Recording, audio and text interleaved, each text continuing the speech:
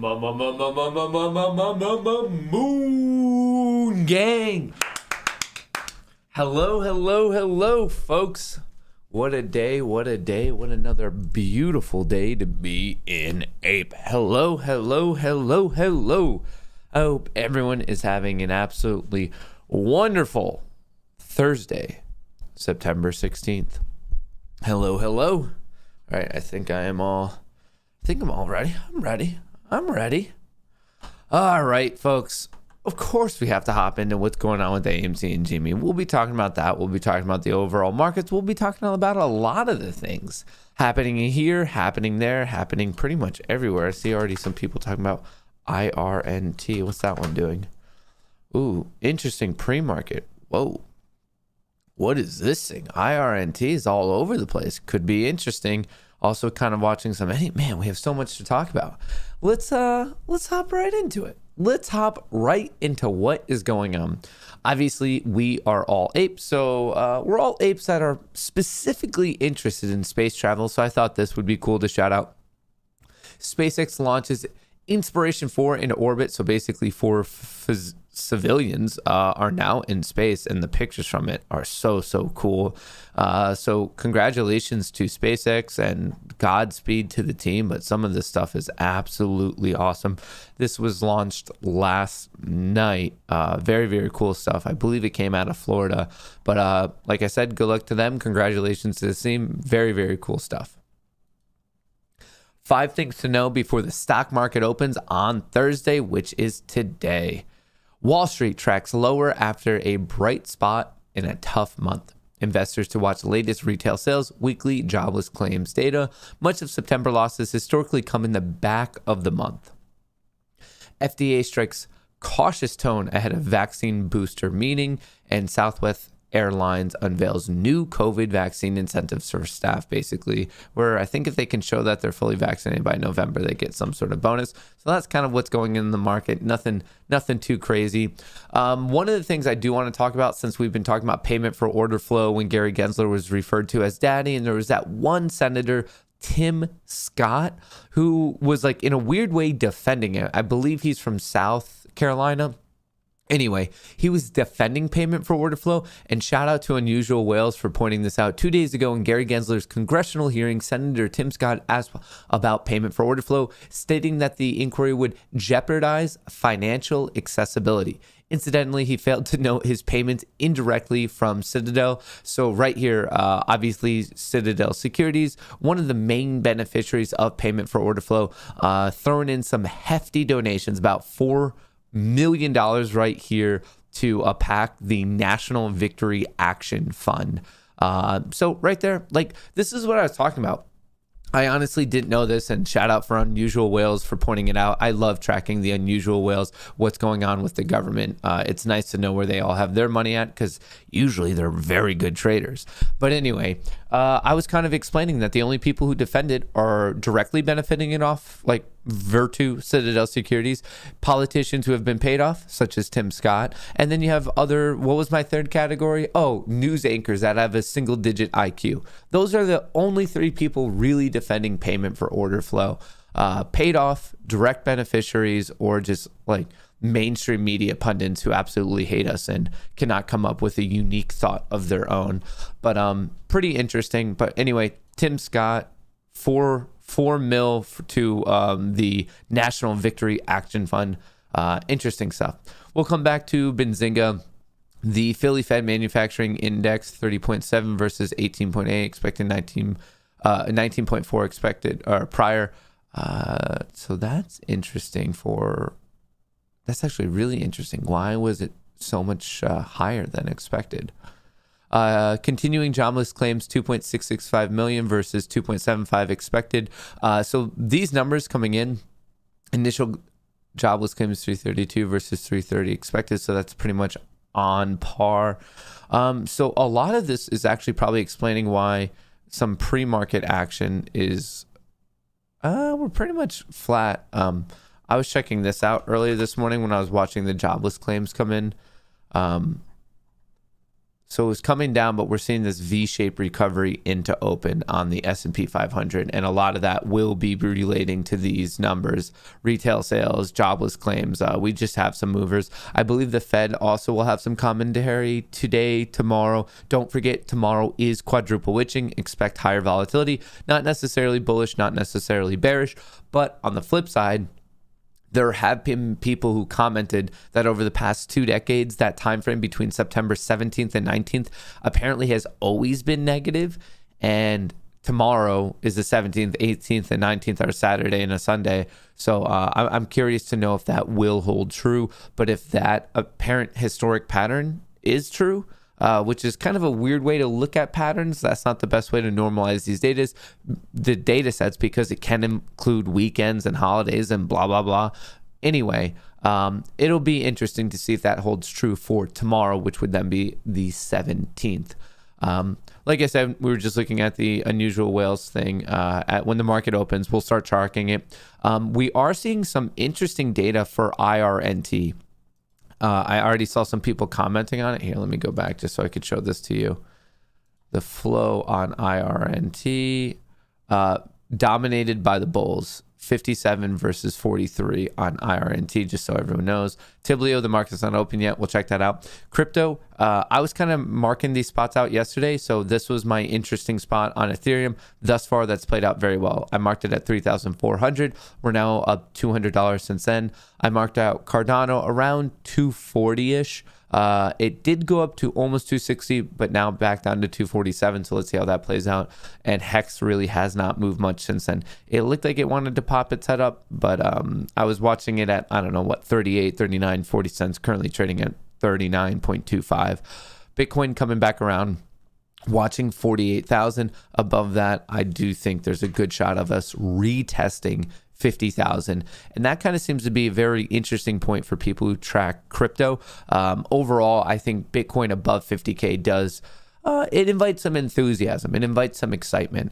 So worthwhile to at least point that out and be watching Bitcoin around that 50K mark. First, let's do this.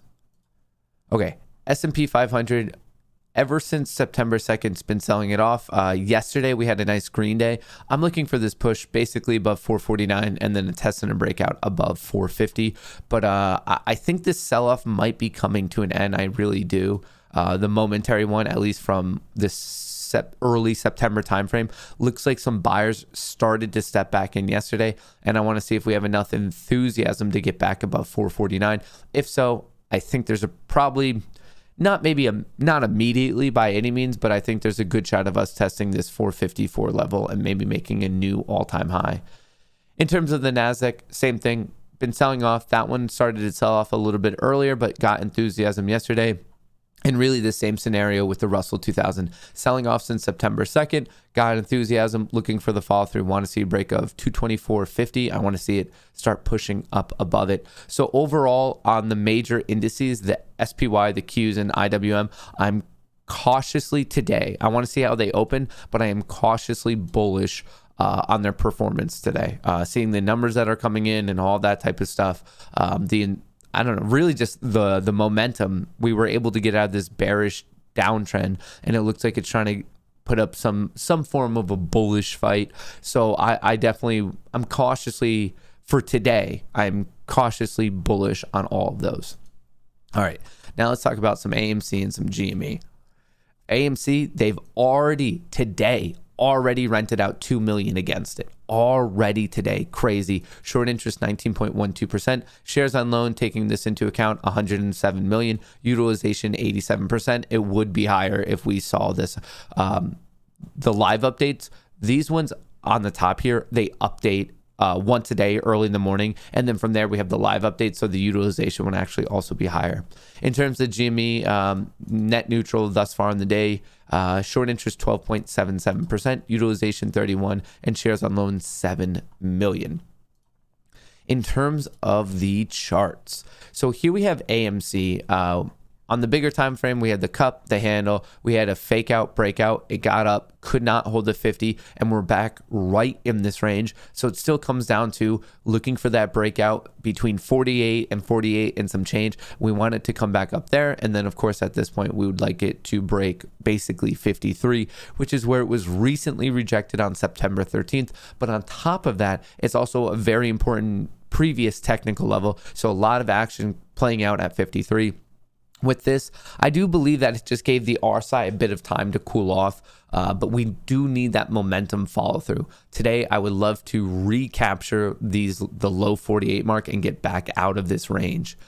In terms of GME, they try to beat it down with its earnings. The bulls, the apes, they stepped right back in, pushed it into this range. And right now we're it's not really no man's land, but we want to see, is it going to break down, break up? Obviously, fingers crossed that we break to the upside. Huge support at 200. Would love to see a recapture of the mid 208s. From there, we have 212 to 215. After that, 225. But AMC and GME yesterday, both of them did not look the best in the first 15 to 30 minutes, but then all day people stepped in, they rallied it, and we had a very, very mid-session, ending session. One of the main things we're learning with AMC and GME, and this is I guess for me personally, a big learning lesson over the past 6 months, is it's just there's so much truth to this concept of, hey, when it's down, you're shopping on a discount, because thus far from January till now, any major dip, if you bought every major dip, you would still be pretty net profitable on the entire situation,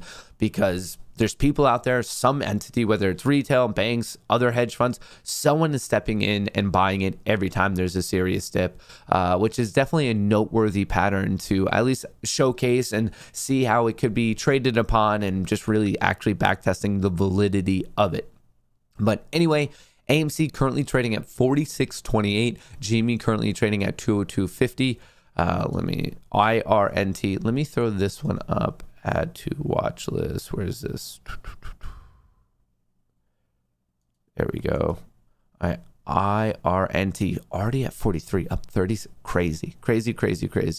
I wasn't the most interested in trading this one just because it recently got activity and there wasn't much of a built out chart. So me being a technical trader, not really my cup of tea, but hey, if you're in it, seriously, congratulations. I hope you're making a stupid amount of money. I really, really do. I really, really do. All right, let me get all this set up for market open, folks, and then we'll do some questions. We'll talk about whatever is on your mind. All right, we have IRNT. Also, we have any as well. Hey, Mark, is it true that when you were young, a group of ducks jumped you for your Cheez-Its? Meg Griffin, I can verify that is true. Hey, Matt, what are your thoughts on China's Evergrande that will be defaulting on $300 billion of debt money could possibly help us out on AMC? No, I don't see the connection. I mean, maybe it could, but as much as maybe it could help us, maybe it could hurt us. But I don't think that there's really any connection between the Evergrande and AMC. But with that being said, people were asking about some of the casino stocks, such as Wynn and Las Vegas Sands. They're under a little bit of pressure because the government in China is kind of tightening up the rules and regulations on some of these Chinese-based casinos in Macau. And obviously that is not being received well by stocks such as Wynn and Las Vegas Sands. So if you're in that sector, just understand that there are potential new gambling regulations going on in the country of China. AMC using crypto by the end of the year. AA announced that last night. Mark Cap impact, new apes en route. Your thoughts? Thanks, Matt. So yeah, we actually knew that for quite a while. I think I already quote tweeted this. So right here, we knew from the last earnings announcement that they were going to be accepting Bitcoin by the end of the year. That was well-known information. What is interesting here is I can confirm today that when we do so, which is in reference to them accepting Bitcoin for online tickets and concessions by the end of 2021, they will also accept Ethereum, Litecoin, and Bitcoin Cash. So the fact that before this tweet, the known information was Bitcoin exclusively. And now I love that they're kind of venturing out to Ethereum, Litecoin, and Bitcoin Cash.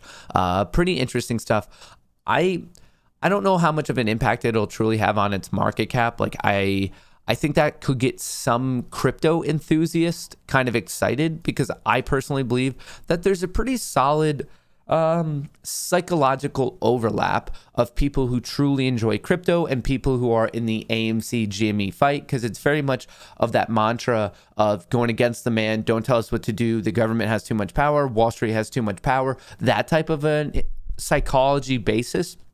So because of that, I personally think there's a huge psychological overlap between the ape community in AMC and GME and then these crypto enthusiasts. I think in my mind, it's a match made in heaven.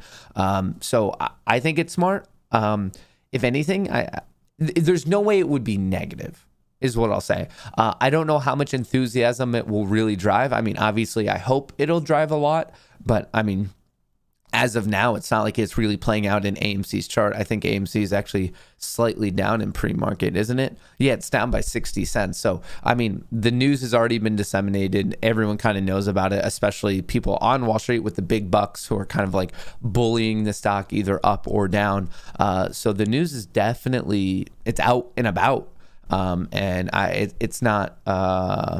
as of now, maybe we have to wait till 9:30, but as of now, as of 9:15, not necessarily the news or the announcement that is causing a huge reaction. Hey, Matt, what's a better play? Buy Yang shares or buy Yin puts? Keep up the good work.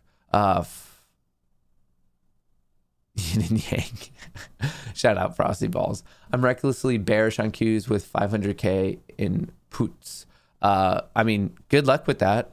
I am very hesitant to bet against the market right now, because anytime it looks like it's about to take some form of a breather, that's right when our government or the Federal Reserve steps in and does something, and then the market rips from there. It's been very, very difficult from March of 2020 until this exact moment to make money betting against the market. Have people done it? Yeah, but there's been no solid time period of a bearish trend. There's little periods of weakness, and then it bases and just ends up ripping from there. Hey, Mark, can you take a look at TMC Ortex data and maybe add it to the watch list? TMC, I mean, I could look at the Ortex data. It's not anything that like is overly interesting to me the last time I checked it. Yeah, and the reason for this is because it's not coming up on Ortex doesn't have the data. It's saying that there's only 500,000 shares on loan with a utilization of 70%. To me, TMC is not a play. I don't like the chart. I don't like the data. I would staunchly argue that there are many, many better plays out there than TMC. People asking about IRNT, they want the data on it. I don't even know if Vortex would have that. Okay, it does. IRNT has a short interest of 12.7%, shares on loan of 600,000, and a utilization of 100. Kind of some wonky numbers for its action, but right there. I mean, apparently it's 12.7%. So this is what could happen with allegedly an estimated short interest of 12.7. Crazy. I mean, this thing is moving right now. It's moving in such a degree that I feel like it has to have higher short interest, but it's also an extremely low float stock, like an extremely low float stock. And the lower the float, the easier it is for a stock to move. In fact, it has, only about 40 million shares, about 40 to 45 million in free float, which is very, very low. Very, very low. Matt, good morning. I have call options for a certain stock for December with a strike price of $8 and a stock right now is at 46. Can I exercise it or do I have to wait till December? Nope. Once you have the contract, you can exercise it anytime you want up into and including the day of expiration. Max, I bought 8 45 calls on IRNT yesterday when it was at 25. Couldn't sleep, waiting to collect tendies and buy AMC. Congratulations. You are crushing. I mean, IRNT's up a lot. I have no IRNT position.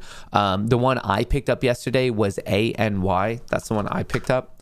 I guess IRNT from yesterday today, this one was clearly the better play. I just wasn't a fan of how new it started trading because of the uplisting from the OTC markets to the Nasdaq. So I was like, oh, I want the chart to develop, and I missed it. I mean, sometimes my rules make it so I end up missing a play, and this was one of them. But if you ended up catching it, seriously, huge congratulations.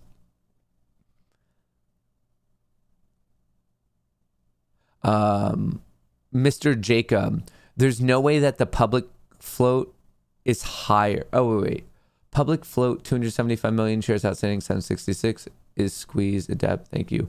I don't think COTY was like the most interesting squeeze play. Let me check it out, the numbers. COTY. Yeah, no, short interest is 7%. Utilization of 8. COTY does not seem to be a short squeeze candidate. Unless I'm like completely missing something, but according to Ortix, it does not have the numbers that it needs. Take it easy on your keyboard today, please, sir. I feel like I'm way late with IRNT. Any $8 October calls still worth holding? I think so on any. We're just looking for that breakout at 760, and it's at $7 right now. And you have till October. So I'm giving this play, ANY, some just time to breathe, especially if we're just waiting for, like, if any truly is tied to some of the success in crypto. I mean, crypto looks like it's rearing its head right now. So with people knowing that any is shorted, it's a lower float stock, and there's some murmurs, some rumors that they already have some miners out in the ecosystem, like already being deployed.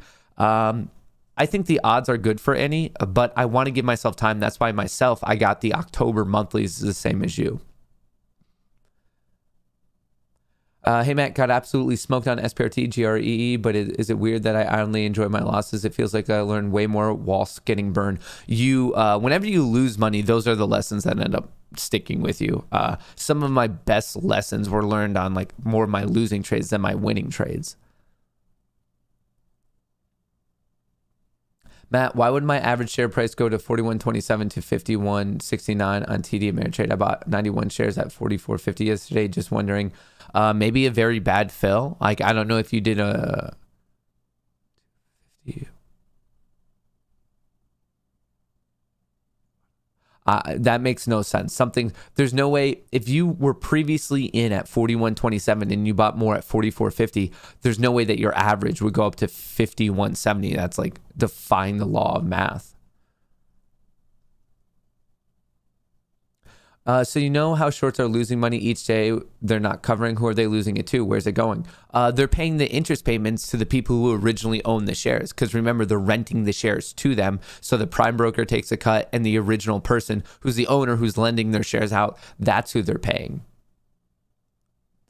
SPY going down. You see the market coming down today? No, not really. If anything, I actually see a bit of strength in the SPY and the Qs and IWM today. Like I said, cautiously bullish on the overall market today.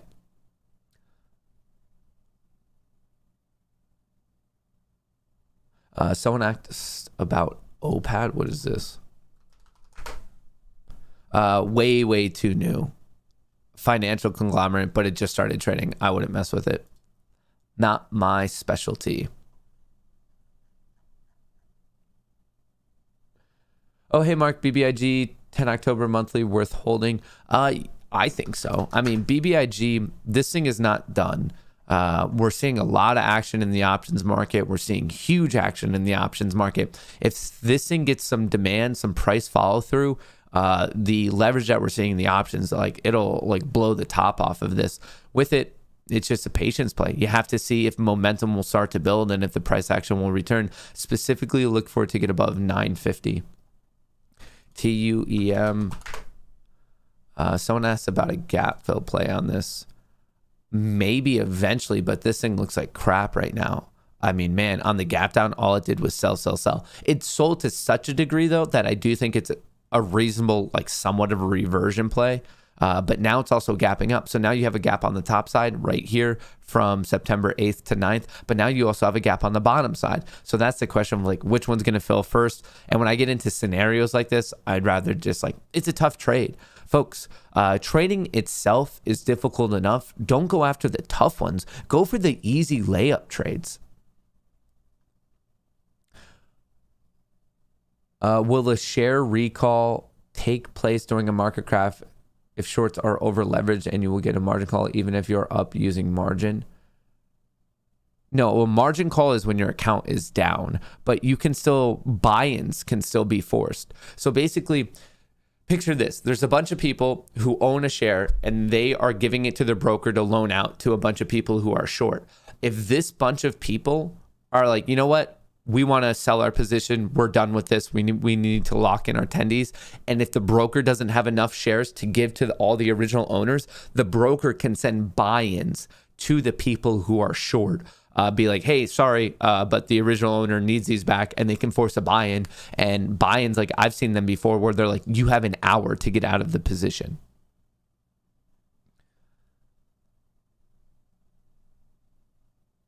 My TD averagers are always off. I go to the site and manually figure out my average. It may count your trades of a stock, not just the ones you currently own. Oh, that's weird. I didn't know they did it like that.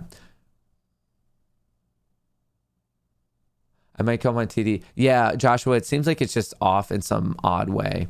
I don't think, it doesn't sound right. Oh, shout out to D's Nuts for becoming an astronaut. Shout out to Mike Tyson joining up. What's going on, Mike? Matt, I know people get interest from lending shares, but when they get their shares back, they will be worth less than before. Are they not losing money? Why would they be less than before? Okay. If you are very confident in your position, like very, very confident, and you're long on a stock, and you're like, no, I don't care, it's not coming down, such as AMC, you would be making a lot of money. Like, because not only are you getting the gains of the stock, but you're also getting interest payment. Just so right here, they get their shares back, they would be worth less. Why they don't necessarily have to be worth less. And in fact, the people who got into AMC at 8 and bought thousands of shares and loaned them out to get even more money, they don't care. I mean, to them, they're making the interest money and also the gains of AMC. Mary Newport, what's going on? Could the people short be loaning the shares to themselves somehow through a third party, basically paying themselves to short? Could the people be loaning the shares? No, because to go short, you have to loan shares from someone who actually originally owns it. If you're short, you don't own the stock.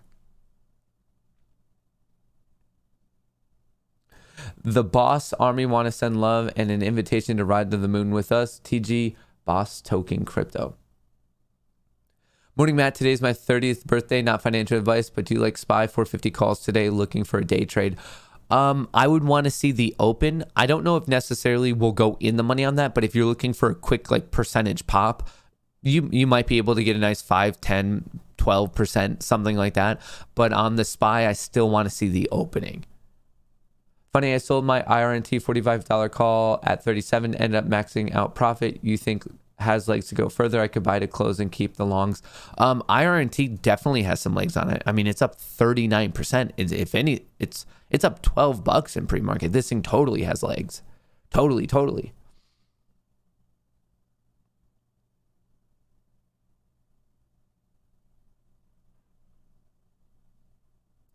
Kathy Wood bought GREE. Is that true, Daddy? Oh, shout out. Fuzzy G daughter is in recovery. Awesome. Oh, fact, I think she may be faking her broken elbow to stay home from school and play Minecraft. JK, thank you, Apes. Fuzzy G, so happy she's doing well. That's awesome. We don't want our new space apes in training to get hurt. I did some reading on IRNT. Friends at Seeking Alpha raved about its potential within cybersecurity, called out a $40 price target. Oh, interesting. All right, I think the market is about to open. We have about 45 seconds. Matt, you need to take a look and give your insight on transferring GME and AMC to computers there. It's a huge thing on Reddit right now. I'm reading a little bit about it. Well, I read a lot about it, but I'm trying to confirm some stuff because with all of this, like, yeah, I mean, are things on Reddit right? Yeah, but also things on Reddit are wrong. So I don't know, I guess trust but verify. So I'm in the process of trying to verify all this info going on about the computer share stuff, but I also don't necessarily know what it would or wouldn't be indicative of, and I don't fully understand if, I don't know, I just want to verify some of this computer share stuff. There's a lot of people who are going to hop on the bandwagon and just start saying things that they don't understand. Ding, ding, ding. Ding, ding, ding. The casino is open. Let's get rocking today, folks. AMC coming out of the gates like a bat out of hell. 46.30 all the way up to 46.80. Let's get rocking. Let's get rocking. Let's get rocking. IRNT at 41.30, GME at 203.50, ANY at 684. Hey, Duckman, happy birthday. What do you think about INDP? I mean, I could write it down. I didn't find INDP to be the most interesting, but I'll check it out. No issue with that. INDP. All right, it's on the list. Any thoughts on ELOXX Pharmaceuticals? They have a new drug coming out to treat MS and recent institutional buying and currently under 2. No, I go out of my way to avoid pharmaceutical stocks because I've found that they're not really, they're not really technically sound. They're very, very binary. Either the drug gets approved, the test goes well, and the stock shoots up, or it doesn't and it like plummets. It's not, they're not nice trending stocks. They're so fundamentally driven. So unless you have that that expertise of saying, okay, this drug will get approved, it won't get approved, like what are the odds? And that is not my expertise. I know a lot more about the tech sector than I do the pharmaceutical. So folks, trade what you know. Trade, like, I'm not just gonna all of a sudden be like, oh, I love pharmaceuticals. Like I that's not where my knowledge lies. So I don't know what my edge in that scenario would be. Yanni becoming a space ape. Shout out, Yanni. I truly appreciate that. Uranium is running, but it's running so much, I think it needs to take a bit of a breather. It's almost looking too hot. I would say uranium right now, all those CCJ, UUU, UN, whatever, there's so many of them. All of those guys, I really, really think that they're going to take a breather, and then you want to see if the base, if they continue and swing back around. But the technicals are looking a bit hot, in my opinion. A bit hot.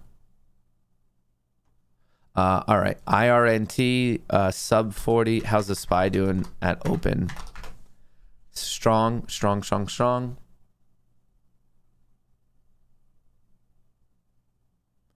All right. Calm, cool, collected, folks. Let's see how this all opens up. Minute 1, AMC tagged 46.80, currently trading at 46.20. ANY was down at 675, but it just recently hit 708. On ANY, I'm still watching that 760 breakout. GME hanging out at 202. Not much range, not much volume going on thus far.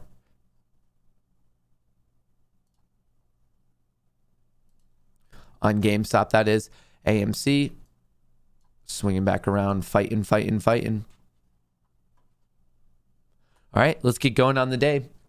All of you folks, you know me. I like to wait those first 15, 20 minutes just to see how things are opening. At first, looked like a little bit of a confused opening. Seemed like not a lot of people knew what was going on, but now we're seeing some money pour in. Let's see if this trend continues. All right, we have people trying to pump Boss token. Might be a pump and dump. I don't know. I haven't really heard about it besides the people who are coming in and sending super chats to pump it.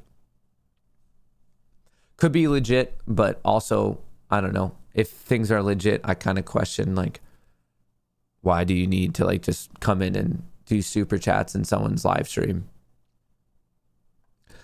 Kathy Wood buys GRE. Sounds like fake news. With the recent merger, GRE is risky for big money. Maybe she went short on it. I still predict GRE is bottom near 35 this week. I mean, I don't know where, like, I wouldn't say she shorted. I don't know where you came up with that. I don't know if she's really known to be a short person at all. But she does announce when she buys things. Like, it's not that hard to track down what the funds are in. What is this? Oh, this is interesting. So ANY, which is the company's Sphere 3D merger target, Griffin, launches first batch of its 7,200 S19J miners. So ANY did launch the miners. Interesting.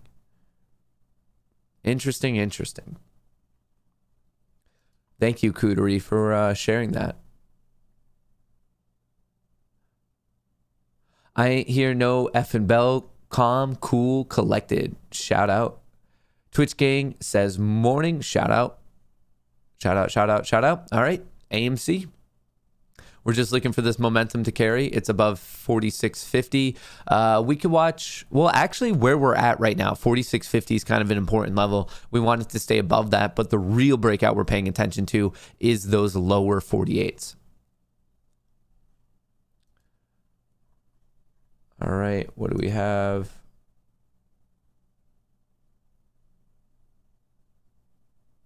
What am I seeing? Oh, the boss token thing. If it gets excessive, we can get rid of it, but I'm not seeing too much of it. Okay, IRNT back above 4260. Interesting. IRNT. Let's go back to that. Already having some action. Man, this thing has a lot of volatility. I mean, it's already traded. Its 10-day average volume is 13 million, and we are 6 minutes into the day, and it's already traded almost 9 million. That's bonkers. That's so crazy. A lot of interest in IRNT. A lot of interest. Got screwed on SPRT, GRE. Merger had 67 SPRT and supposedly converted to 7 GRE. How does that make sense? Luckily, I got my initial investment. No, that makes sense.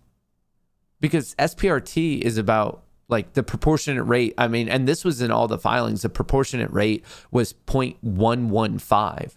It wasn't like SPRT was like the exact same size of GRE. Like as a company, it was quite a bit smaller. So you wouldn't get the same conversion. Like, remember, you're converting, like a share is not a share. Like different companies have different amounts of shares. They have different market caps, and you have to kind of do that math of the situation. You're like, it's not going to be 1 for 1. It almost rarely is. I don't know if I've actually seen a merger that was a perfect 1 for 1 conversion. Does Matt have a position in IRNT? I don't. I have a position in AMC and GME as Kohrs.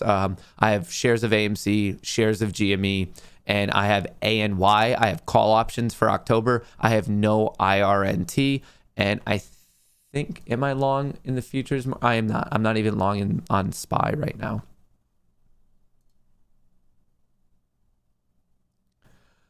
Is it a bad sign for us that utilization for AMC has gone all the way to 86%? No. Well, first of all, I think that's a little bit dramatic, all the way to 86. I mean, it was at 90, 91, so it dropped like 5%.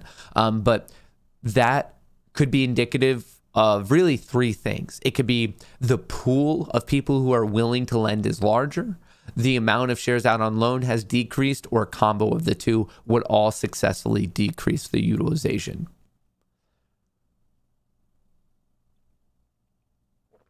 Thoughts on TrueFi crypto? My crypto, I guess, opinion and where I'm at on crypto, I really don't mess around with these like small little altcoins. Like all of the coins I really pay attention to are going to be in the top 15 or 20. I view it the same as these little altcoins are the same as penny stocks. If you pick the right one that explodes, you're going to make a lot of money, but most of them end up failing.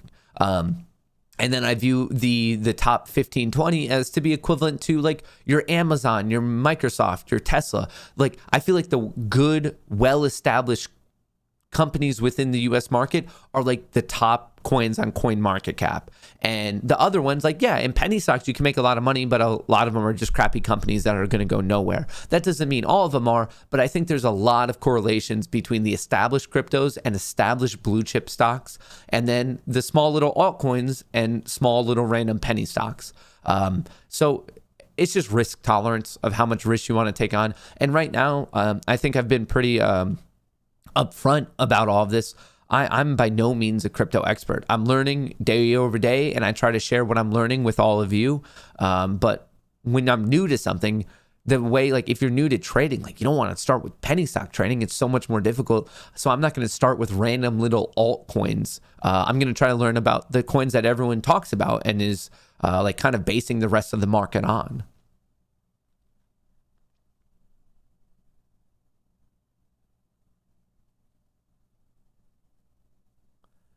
I'm not the biggest fan of TMC. The short interest is still not that high. All right, AMC battling it out at 46.50. We've double topped 46.80. AMC showing some strength. We're about 30 cents away from going green on the day. IRNT got smacked below 40. How's the SPY looking? The SPY doesn't really seem to know what it wants to do.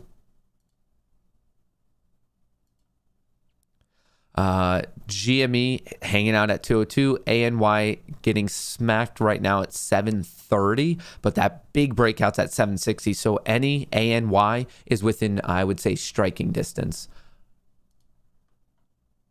Hypothetical, if we loan out shares for a week or two and then turn off lending, what would happen?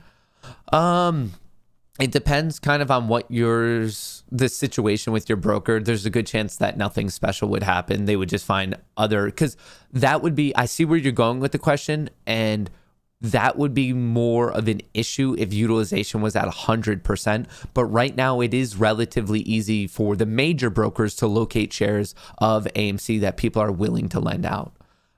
So right now, not much would happen, but I like your question. I like how you're thinking. That would be more of a putting pressure on the shorts, but in the scenario of utilization being at 100%.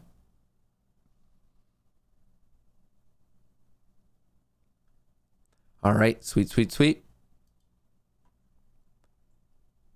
And just so you know, I'll do this read in a bit, but shout out to Manscaped for sponsoring this stream. They've been with us for a while. In fact, they are my first sponsor, so they hold a special place in my heart. They've been with me through a lot of ups, a lot of downs. Very, very happy to still be sponsored by them. And I'll do that official read so you guys can know what they're all about and the deal and all that good stuff in a little bit. I don't know, in like an hour or something.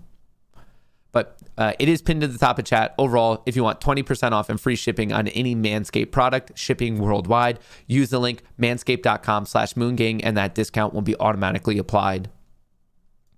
All right, AMC looking froggy. AMC looking very froggy right now. Actually, ANY is also looking froggy. What do we have?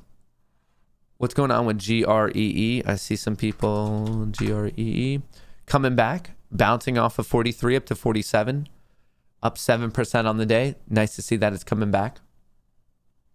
Am I missing any other questions?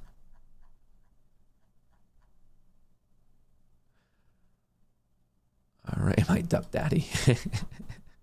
All right. Actually, everything we see right now is flexing a little bit. GREE, GME, ANY, and AMC. We're seeing some green. Is the market going green? No. The market, in fact, is doing a little bit of the opposite. Huh. Interesting. SPY down. QQQ down. IWM down. But we're seeing these other things start to flex. I'm looking for a gigantic breakout in... I guess all of them, because I know people are involved in all the ones you see on the screen. So that's the team I'm rooting for today. I'm rooting for Team Green. Team Green. IRNT was halted. I'm seeing that. Hang on. IRNT. IRNET. Nope, didn't come up there. Filters. IRNT. Yes. Trading halt at 940.35. Reason not available, probably a volatility halt. Definitely going to be a volatility halt. 100% a volatility halt. I mean, it went from 44 to 38 in 6 minutes? Volatility halt. Matt, seeking alpha article on AMC accepting Litecoin, Bitcoin, and other cryptos. Yeah, the other crypto is Bitcoin Cash and Ethereum. So we knew from the earnings announcement that they were going to accept Bitcoin by the end of the year. They've been very public about that. What we didn't know was about Litecoin, Bitcoin Cash, and Ethereum. I think it's really exciting. Adam Aaron tweeted out about it. I don't see the downside. I think right now, the way the world is going culturally, socially, and maybe not so much politically, but I think we're trending into a world of crypto. I really, really do. Maybe not today, maybe not tomorrow, but given enough time, the argument for crypto is just so strong, so incredibly strong, to have a store of value, i.e. Bitcoin, to have digital currency, i.e. something like Doge, and then to have just utility, Ethereum, Cardano, Solana, like the way we're seeing the explosion in tech, crypto is truly a no-brainer to me. Here's my mindset. I think the game plan, if you're watching this, depending on your age, let's say you are still willing to be invested in the markets in a couple decades, I think this is the game plan for a crazy amount of wealth for people who were, I don't know, millennial, Gen Z, something like that. I think what it is you are looking to get fortunate with a play like AMC and GME, where you turn a small nest egg into more of a decent amount of money, sizable money with a huge percentage gain. And then you take that money, you park it in crypto, and you forget about it. I truly think that is like a very basic it's a two-step plan. It's a two-step plan on how, like, I think money could be made for people really watching this stream right now.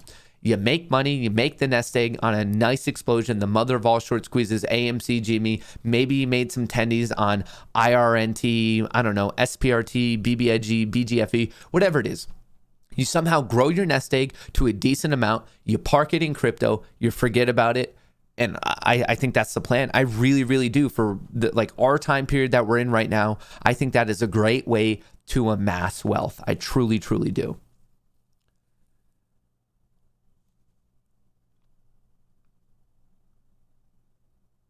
All right, I see more and more people asking about SDC. Matt, can you explain the type 1, type 2 short squeeze alerts? Are they just estimated days to cover positions? No. Type 1 and type 2 is just like how they bracket types. It has nothing to do with time. It has nothing to do with better plays or worse plays. It's just like how they categorize some of their signals. Has nothing to do at all. Really, honestly, those types don't matter to us. All right. SDC, Smile Direct Club. I still does it even really have the numbers for a squeeze? Like the chart, I don't find to be that exciting because it already did the gap fill. Maybe if it continues to show momentum and closes above 6, could get interesting. The short interest is 46%, shares on loan 43 million. I wish it were a bit of a lower float. Utilization is 96%. We are trading on the Nasdaq. Is it on the threshold list? SDC. It is not. So Smile Direct Club, not in love with the chart, and it's also not on the threshold list. So it wouldn't meet my criteria for a FTD short squeeze play, especially when it has 2 knocks against it. I don't like the chart. Really, I think the chart's already complete. It already completed this gap fill play, and it's not on the threshold list, and it's honestly not as low of a float. I think there's better plays right now than SDC. If you're in it, I think there's still opportunity to make money, but I would rather take 4 and 5 star setups rather than like a 2 or a 3 star setup.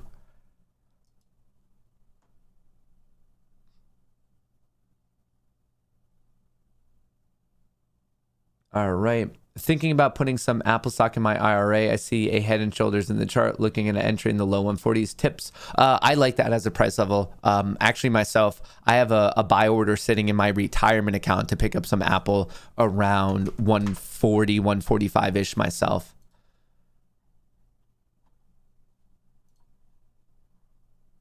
All right. AMC. knocking on the door, pushing above 47, looking strong. A lot of wicks right above 47, battling it out at that key dollar level. If we hold 47, I don't see really what would stop it on its way all the way up to 48. Does public pay for transfer fees, sign-up bonuses? I don't know. I would assume that the first transfer they would pay for you, because that's just very common. But the sign-up bonus is up to $70 of free stock.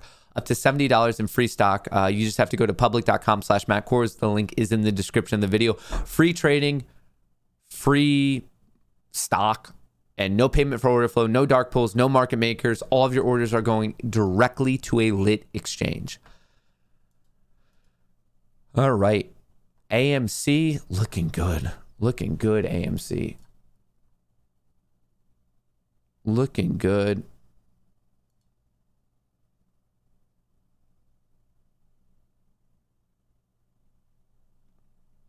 Wow.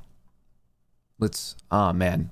I just want this to bust through 47.10 and really get things going.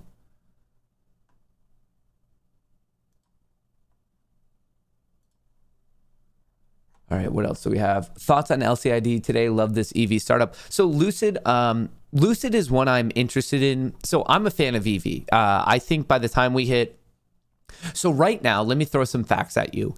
EV, the electric vehicle industry, roughly represents 2% of global vehicle sales. 2%. It is growing. There are some estimates that by 2025, it'll represent somewhere in the realm of maybe 10 to 15 being a realistic guess, 20 being like a kind of a bullish bet. But even that's over the next couple of years, a 10x amount in EV sales. So I like that. I think by 2025, we're going to hit a technology breakthrough where EVs reach a price parity with common gasoline and diesel-based vehicles. And I think at that point, you're going to see a big demand inflection in the world of EV.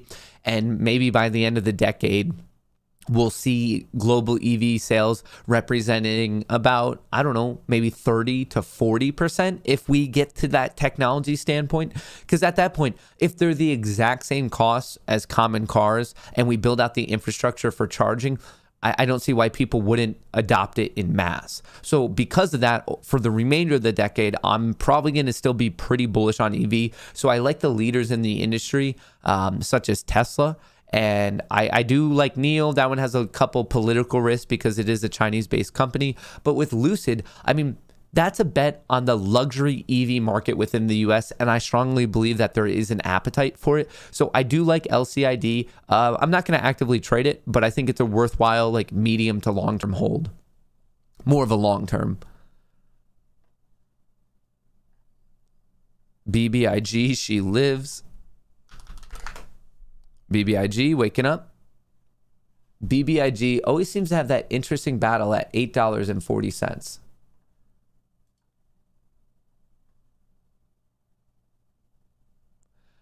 I love seeing really long wicks both ways on AMC. Haven't really seen that before. Usually solid bars. Can you explain the significance? Yeah, so when you see a wick, that means within that time frame, it either got bought up and sold off or sold off then bought back. So whatever you're seeing, it's more of saying, hang on, people are not necessarily agreeing with it. That momentum, that price, they're like, nah, and they end up buying it off. So like, if you see a stock sell off one day, but then the daily, it's like just a giant wick and people bought it all the way back up, they're saying, hey, this was a dip buy opportunity. Or right here, you see a top wick, top wick, top wick. It tried to break out and then there was too much supply and they started smacking it. So that's how you could look at the wicks. Like we're seeing actually, like you said, Gary, that's a good point. Like we're seeing an inordinate amount of AMC wicks today. So to me, what's our volume at? I mean, we're still kind of low on volume, but like I want it to get a bit more whippy. I want volume. I want volatility because historically over the past 6 months, that has favored the apes. So I want people to get excited. I want this to hold above 47. And with the wicks, with the volume, the volatility, I want that to come about because I don't know, when it gets boring and it's not moving much, then everyone's kind of low energy and we're like, all right, like what's going on? And then I feel like I'm sitting here and reminding people like, hey, remember how much we're up on the year, on the week, on the month. But when we see the excitement and the movement, I mean, that gives the energy to the community by itself. I think those are like some of the fun parts.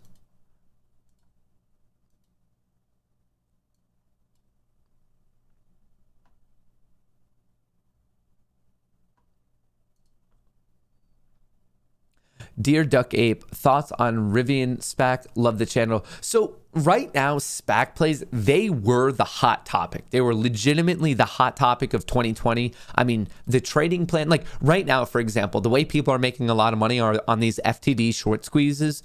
That pattern won't always exist. You have certain trading methodologies that are viable for X amount of time, and then they go away. Last year in 2020, the trading plan was if you hear a SPAC, you buy a SPAC and you make money. And actually now it's kind of gone the inverse where SPACs are not performing the best. So that's something to consider. It might do well, but I'm telling you the recent trend for SPACs is not the best trend. 801 OGs, never forget where we came from. Shout out Oil Field Trash.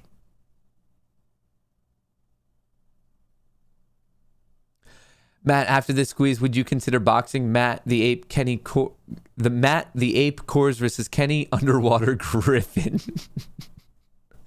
Oh, geez. Geez Louise. All right, ANY not doing much right now.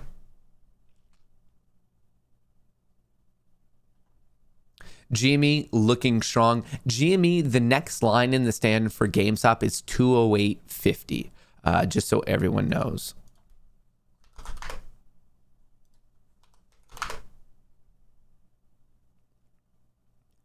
AMC hanging out at 46.80. Actually looks like it's about to gear up for another test of 47. The current intraday high is 47.09. And GME literally just hit a new intraday high at some in-between level, 206.50. Like I said, I'm watching 208.50 currently. ANY is trash compared to TMC. I don't know how people come up with these opinions on stuff. I mean, if you were to look at the numbers, like the data, like this is an opinionated thing. Like you could see the numbers, the facts. And I would argue that any is a stronger play. That doesn't mean it will perform better, but like I think the odds are better on ANY versus TMC. But they could both do well. They could both fail. One can do the inverse. It's always about playing the odds. Just because something has higher odds, that doesn't mean it has to play out.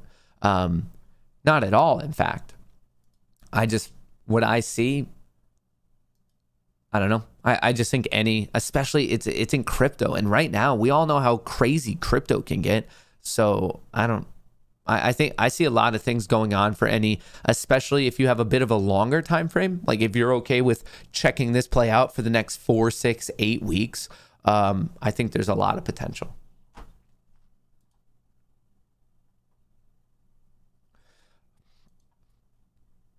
Can I look at Clove? How's Clove been doing? Not moving at all, seems like. Kind of a boring play. Might be showing a bit of strength right now. I would like to see it get above and close above like 875.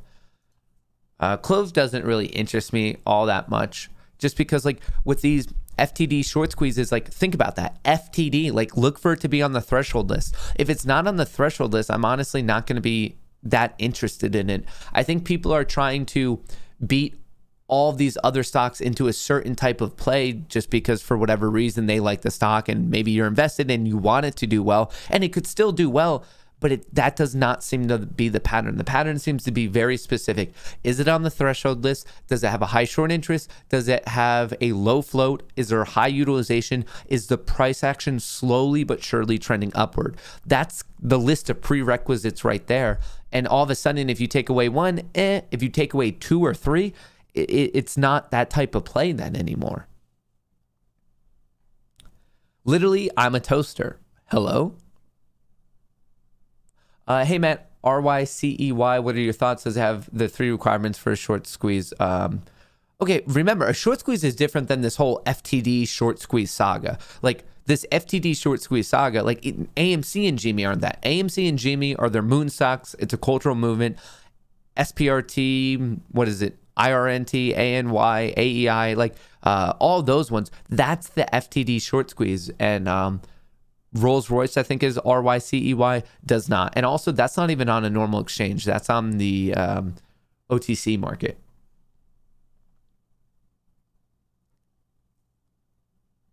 What do you think about TMC? Supposedly 160% short interest as they double the daily volume.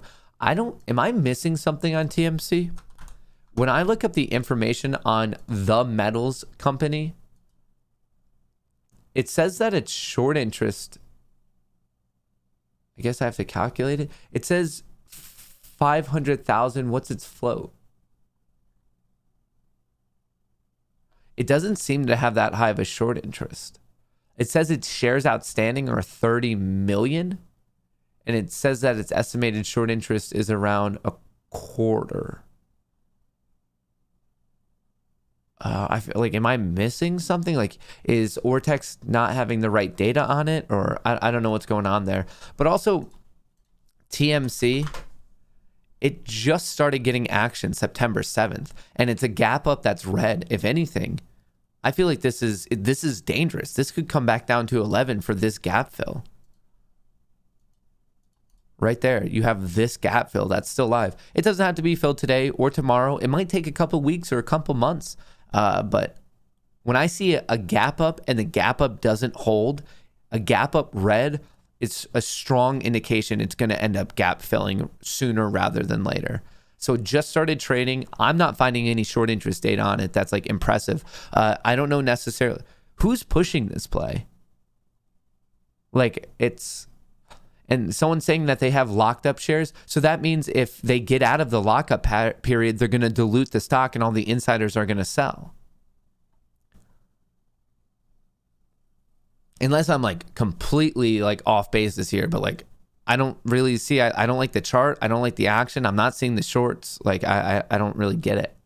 GME coming right up to resistance, 208.50. It's at 208 right now. AMC also waking up, pushing 47 again. Our moon stocks, remember, AMC and GME are by definition in a league of their own. Do not compare anything to these two. They're both looking pretty strong. The market's looking weak right now.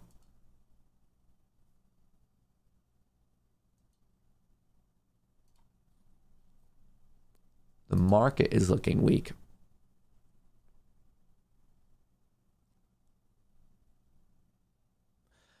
BBIG trying to break above the hourly 200 EMA. Shout out Wall Street Viking. Oh, hey, Mark. Thoughts on AUPH? I've been in it for a while. It's got a buy, strong buying from analyst. So when an analyst looks at thing, Ryan, like when they're doing a breakdown of a stock, just so you know, it's very rare for them to like actually try to price in the value of a potential squeeze.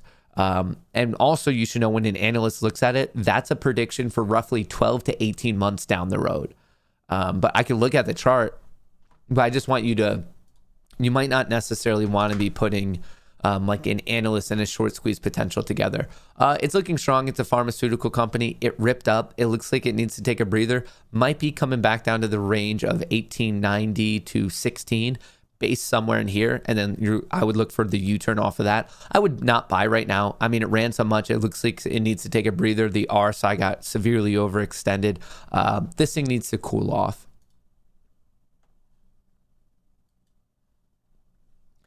Jordan Belfort, aka the Wolf of Wall Street, was a full send podcast last night, discussed SEC fraud and as well as all calls and influencers. No. Matt, thank you for all you do. Can you give me technicals on ATER and the Ortex? I have a position in trying to decide hold or not. Alan, yeah, I could do that. But just remember, with Ortex, all of you listening right now can get a free trial. Like, you have to spend no money. You could get a free week trial. ATR is doing nothing. Right now, it's an inside day. When you have the candle that's perfectly inside the previous day's candle, it's just a non-directional day. It's not bullish, it's not bearish, it's just neutral. You have to just wait for it to show some sort of momentum. So the technicals on it right now are a lack of technicals, but I would say the closest support is $9. In terms of the short interest numbers on ATER,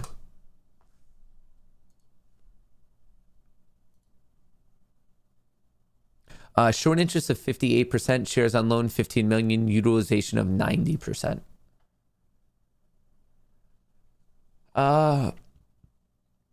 Matt Skis, what are your take on inverse leverage stocks?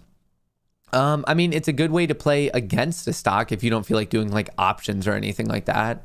Like I have no like moral qualms with them or anything along those lines.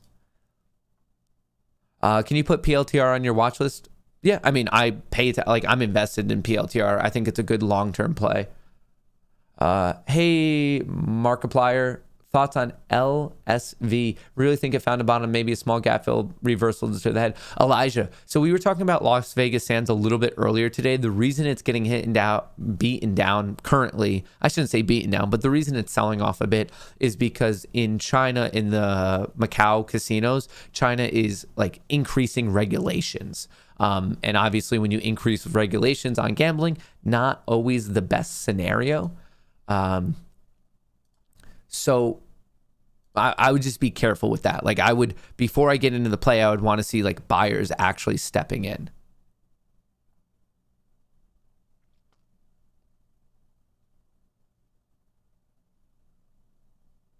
All right, I think we got those. Sweet. AMC still looking very strong on the day. AMC in the green, GME in the green. We're looking for AMC to break officially above 47. It got above it and kind of got smacked at like, 47.09. But I love this pattern of higher lows, same highs. We're getting that wedge structure. We're just looking for the demand to overwhelm the supply and get this breakout and hopefully a push directly to 48. GME flexing. I called that 208.50. What did it hit? 208.18. I'll take it. We're still watching this. Above that, we're watching 212.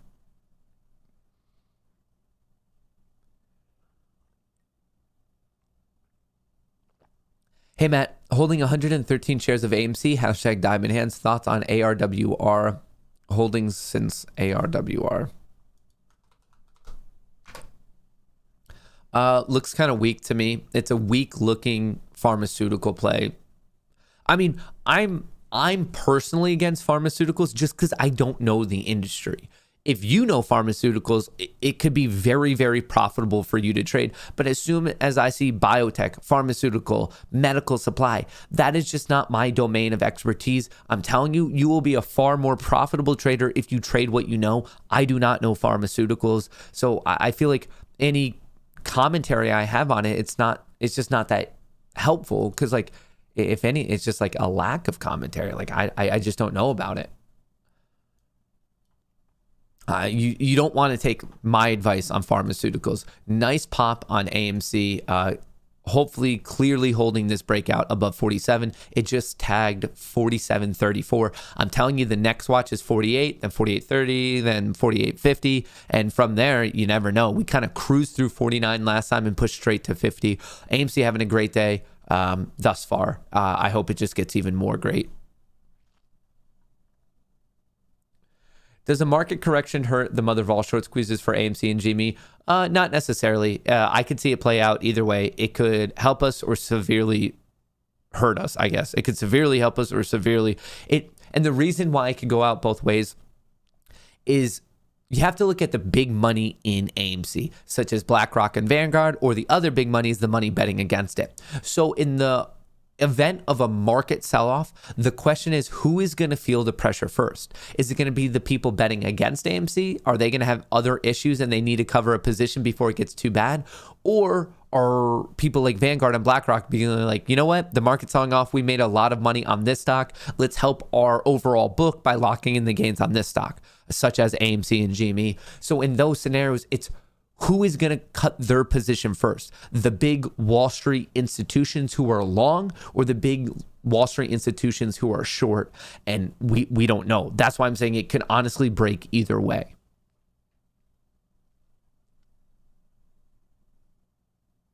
What's with up INDP and INDP? INDP, a therapeutics play. This is so ugly. This giant wick up and sell off. I don't know. I don't This one seems sketchy to me. All this stock has ever done is shoot up, sell off, shoot up, sell off, shoot up, sell off, shoot up, sell off, shoot up, sell off. I don't see this one being any different. INDP, given enough time, will get gap fill back down to here. I just don't see how it doesn't, because that's the exact pattern. Like, this is a very, very bad looking chart. If I had to play INDP, I would bet against it. I would buy puts. It's just, this stock has never trended upward. All it's done is shoot up, sell off, shoot up, sell off, shoot up, sell off, massive gap down, shoot up, sell off. Like, I don't know why now, September 2021, like all of a sudden this is going to like just change its trend. It seems really suspect to me. IRNT, not the biggest fan of a gap up red. It makes me think that it might gap fill, but if it turns green on the day, different story.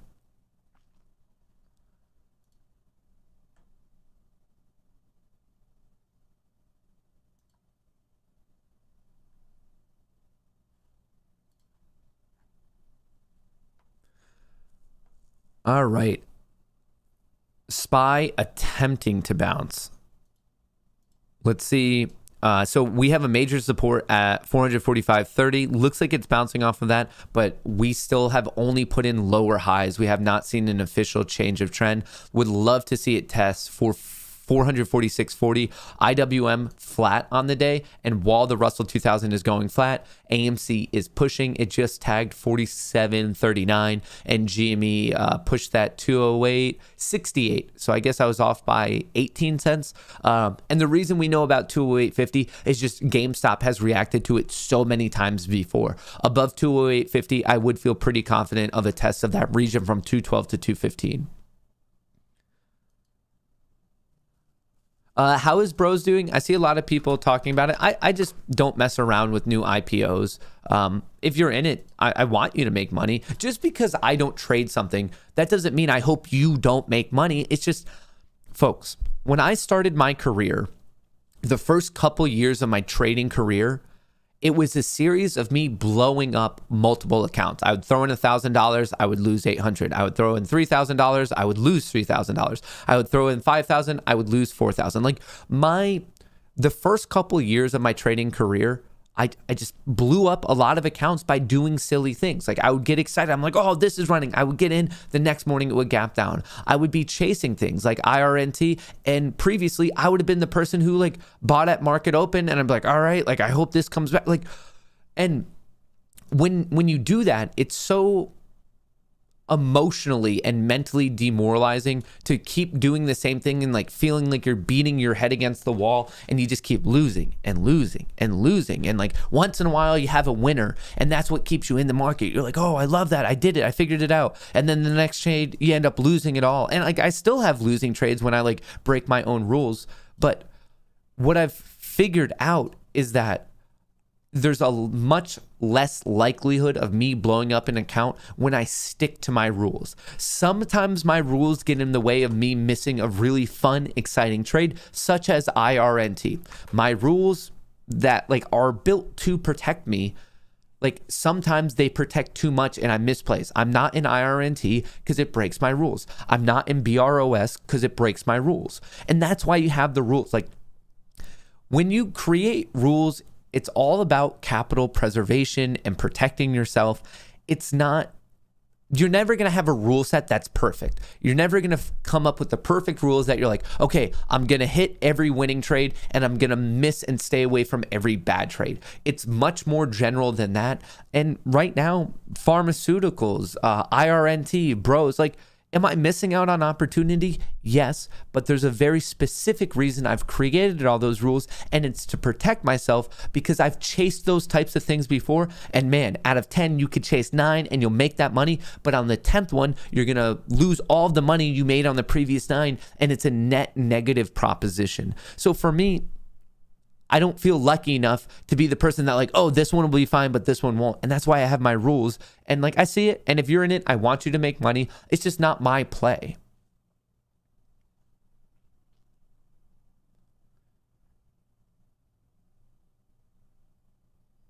You can never make the same mistake twice because the second time you make it, it's not a mistake, it's a choice. And honestly, with all those like recent IPOs and IRNT, like the chart being new and everything, Like even that, it wasn't 2 times. I mean, I've made that mistake. Trust me, I've tested it out more than enough for all of us. I've made the mistake 20 times, 50 times. I've lost enough money making silly trades that I know where I'm just like, okay, this will be a silly trade. You can still make money on a silly trade, but that doesn't mean it was like still a worthwhile trade.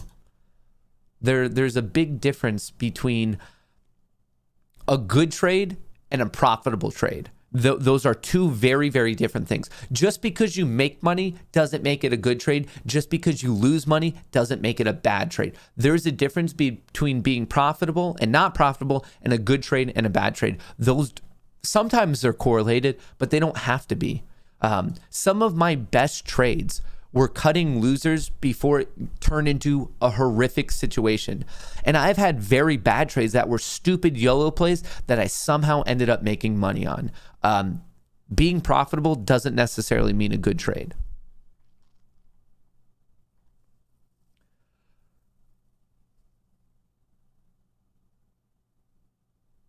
BLI. Let me check that out, Kludge. BLI.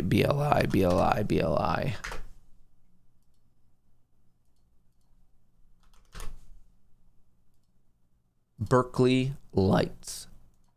So I think you were asking for their borrow today. Yeah, they did have a net borrow of 150,000. It's a low float. Utilization is low, 11%, and the short interest is 9. So it's not really a highly shorted stock, but they did increase their bet against BLI today, just so you know, Kludge. With the SPRT merger, calls were converted to GRE calls representing 11 shares. How is that possible? Would they sell to buyers or who did regular GRE calls? They just probably did it through the conversion, I would say. I don't know the exact mechanism, but with it, they probably just created some special derivative product. Instead of an option representing 100 shares, what it normally does, these special ones represent 11, and they're only going to do it for like the one-time conversion type of a deal.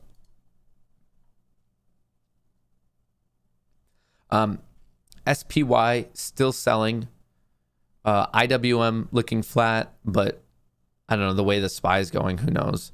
And right here, we just still have AMC beautifully battling it out at 47, and GME got smacked at its own resistance of 208.50. So things all kind of, the stocks, individual stocks pushed this morning, and it seems like they're taking a breather. ANY is at 680. IRNT is at 42. Hey, recapturing 40. That's some strength right there. Look for IRNT to bend back around above 43.50. At that point, pretty good shot of it testing probably 46, honestly.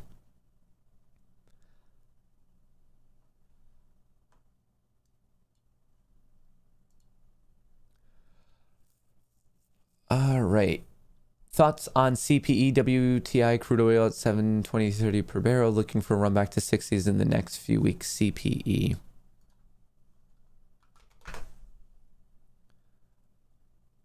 To the 60s in the next few weeks? I don't know about that, because like oil is already pretty expensive, so something has to else. I mean, why is this selling off when oil was doing so well? I would want to look into what's going on with the company and not necessarily directly oil. This was almost moving inversely to oil, which I find to be a bit odd.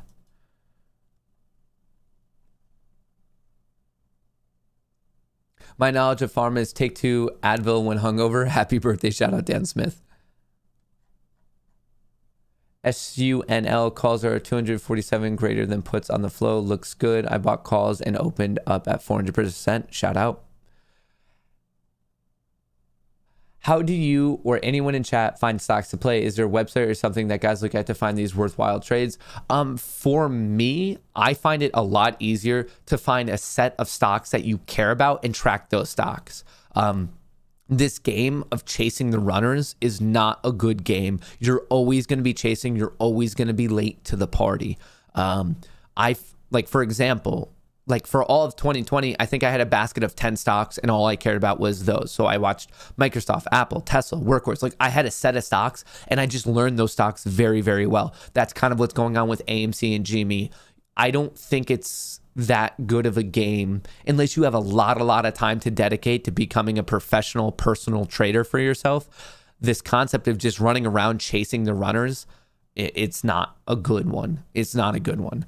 So right now, a reasonable basket you could track is what are the main ones that are on the threshold list. And then you learn about those companies. You look into those companies. Do they have a high short interest? Are they a low float? I'm not just going to run around and chase things because they move. Because, I mean, the equities market out of like well-known stocks, there's like 6,000 of them. So you don't want to, like, of course, when you're talking about that's something of huge magnitude, 6,000 well-known stocks, like, I mean, on any given day, the odds are that something's going to run a lot and something's going to sell off a lot. And then there's going to be a lot of things that are doing nothing.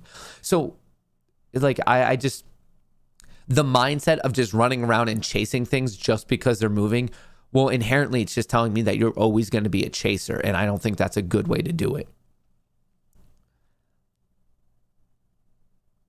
Matt, you think Doge is a good 10-year investment? Thanks for all you do. I do. I think there's probably stronger arguments in the crypto world above Doge, but I would still be bullish on Doge.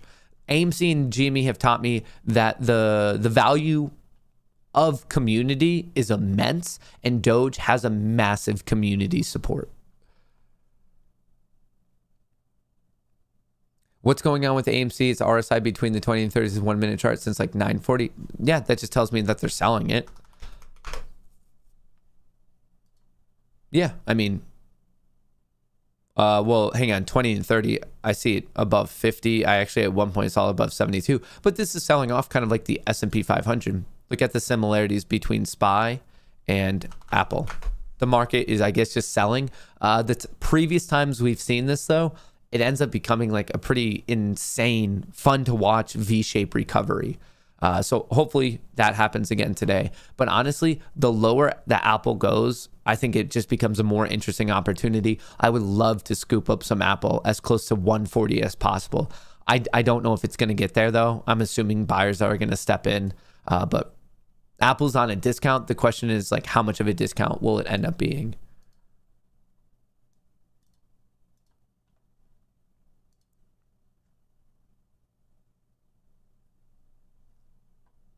All right, let's check the flow on AMC. Actually, let's just check the flow on a lot of things.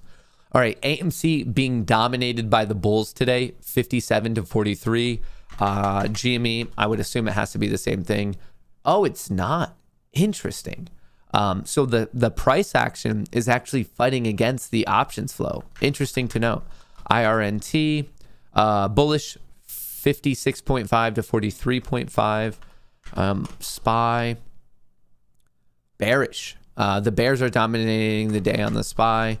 IWM, very, very bullish on IWM, 62 to 38.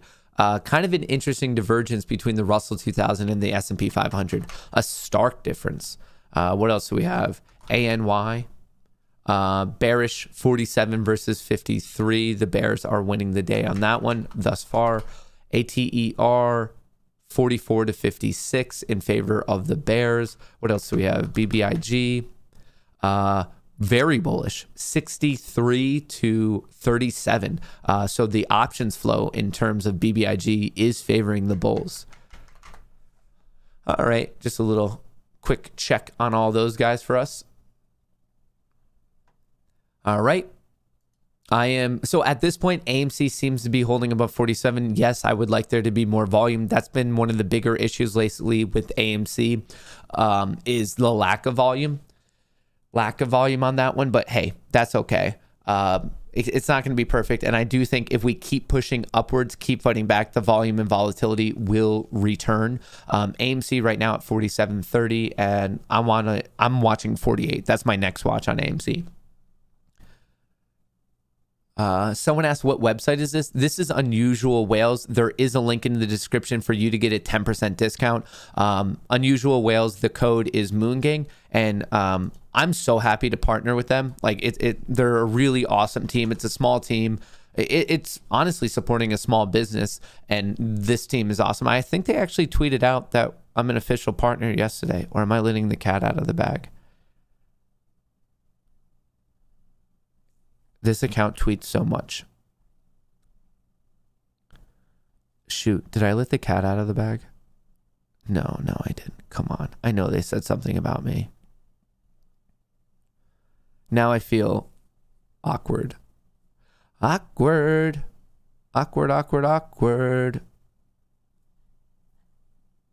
Come on. I know you had to say Matt Kohrs somewhere. Shoot. Oh, yeah. Okay, good. I was freaking out for a second. I'm happy to announce that Matt Kohrs has joined the Unusual Whales as a partner. AMC, GME, Moon Gang Apes. This is for you. Yeah, it's in the description of the video. I think it's Unusual Whales. Like, if you just go to Moon Gang, you can find the link. The code is Moon Gang, and that's how you get the discount. It's cool. I love tracking the flow. For me, I love pairing it up with Tiblio because then I could see the special things going on, and then I could get the exact numbers of what's happening with the flow. So for example, right now, SUNL is the one thing coming up on Tiblio. It has more data at 10:30, so we're waiting for the next 6 minutes to pass. But cool stuff. SPY, is this going to turn around or no? ANY at 670, not the most fun to watch today. IWM showing a bit of weakness, even though the options market's so bullish on it. I think because of what we're seeing in the options on the Russell 2000, that's my theory. I mean, right here. It's so bullish today. I bet this ends up bouncing back. I mean, I don't understand how it's selling off when so many people are taking bullish bets on it.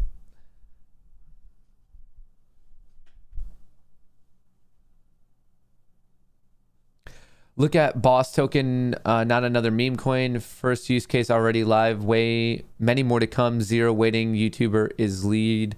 CMC yet to come. 10 million. My issue with this is that my red flags go off when people are sending in super chats to pump a coin.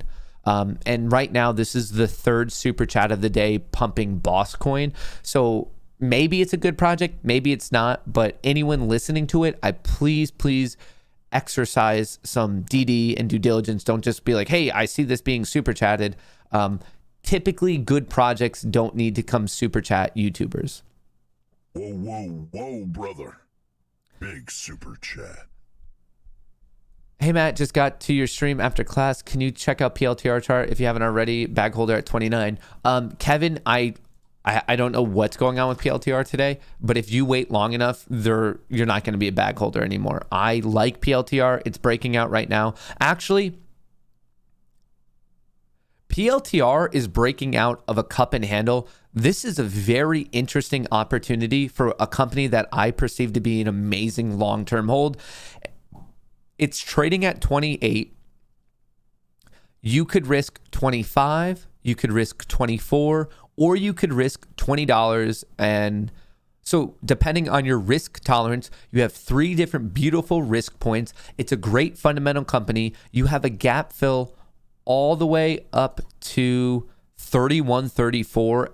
From there, you could ride it up to 40. From there, you could ride it up to 45. Palantir, I think, is at a great opportunity. I scooped some up between 22 and 25. That's where I got into it. Once again, in the short term, in all the time frames, I like PLTR right now. That simple. This is one you could get and you could kind of forget about it. Every time you get 100 shares, just start selling covered calls against it. But PLTR could make up a good point in what I perceive to be people's long-terms portfolio. But Kevin, for you specifically, you're in at 29. Patience. I don't think there's a reason for you to take a loss. If you have enough patience, one day I strongly believe we'll be trading back up in the 40s, 50s. It just takes time. It's a function of time.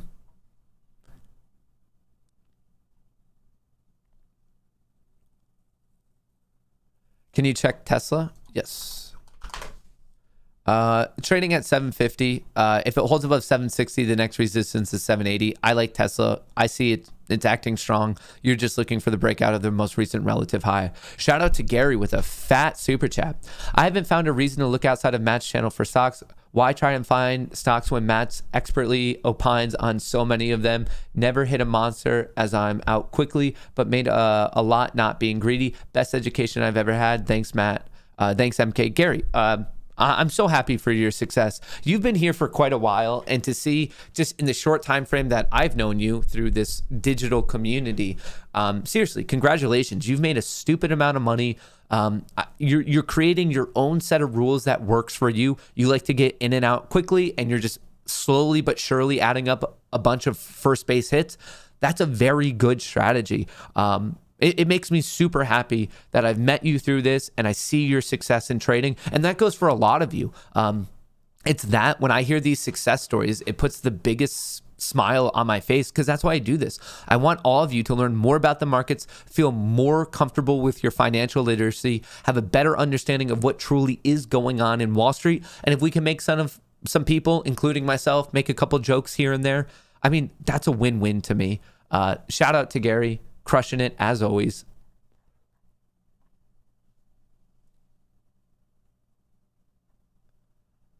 My thoughts on Smile Direct Club. I like pie. I like pie. MMM. I like pie. What a name. What a name. I like pie. So my comment to you with that on SDC is it's not doing much today. It already did its gap fill a couple days ago. Like, now you have to see, like, is it going to trend again, or is it just going to be sideways chop?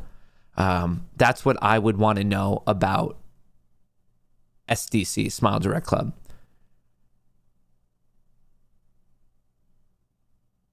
Hitting a bunch of first base hits. Matt, there's a word for that. It's called a single. As you can tell, I wasn't the biggest baseball fan out there. When the mother of all short squeeze happens, how long do you think it will sustain high levels until crashing? Lasts about 4 days. GME is still in the upper hundreds. AMC perform.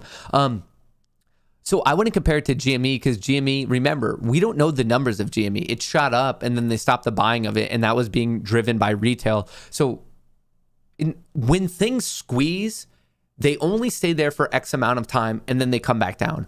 I do believe it will be a multi-day affair. I don't know if it'll be 4 days, 2 days, 5 days. I do believe it'll play out longer than 1 day. I believe that, but I think it'll be. It's hard for me because, like, it's just a guess. It's just I'm guessing on something that I don't have a complete set of information, because, like, I mean, the amount of variables involved in this, like a quantum computer couldn't solve this problem that we currently have going on. It couldn't. So my guess, it would take multiple days, but just so everyone listening knows, the 16.5 thousand people I feel very protective of right here. You're listening to me. You're a member of the Moon Gang. It will not stay there. In the event of the mother of all short squeezes, it goes up. You have a certain window to get out, as in don't be greedy. You get out and it's going to come back down. If you want to play the downside, all the power to you. I don't really care. If you want to double up, cool, sick. You're making more money. AMC, GME, the mother of all short squeezes, the grandmother of all short squeezes, whatever you want to call it, it's not going to stay there. It's not like you squeeze and you stay at that value. That's just not how this is going to work. In the event of the squeeze, we go up, we'll be there. My best guess, maybe 2 to 3 days, maybe. And that's a guess. Like, honestly, don't hold me to that. I'm just throwing out a guess there. It's not going to be for a crazy amount of time. And then we're going to come back down, and we're most likely going to come back down very quickly. Stairs up, elevator down. There's a reason we have that saying in the stock market.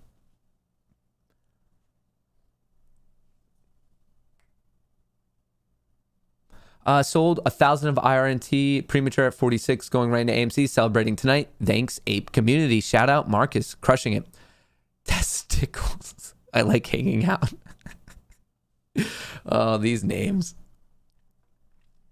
These names. BBIG, people talking about that. BBIG pushing. BBIG. Just so everyone knows, I'm currently not in BBIG, but if you check out what's going on in the options market, and right now the price action, it's looking good. For all my BBIG supporters, let me give you the info on it. BBIG. Short interest, 27.4%. Shares on loan, 28 million. Utilization, 94%. BBIG above 9 gets interesting. Above 10, very interesting. Above 11, if we return to back above 11, I don't see how AMG or BBIG like doesn't make serious gains. So I'm watching those dollar values 9, 10, 11.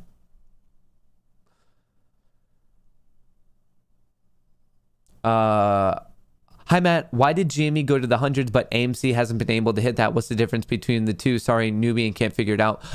They have different short interest, different FTDs, different support groups, different shares available, different floats.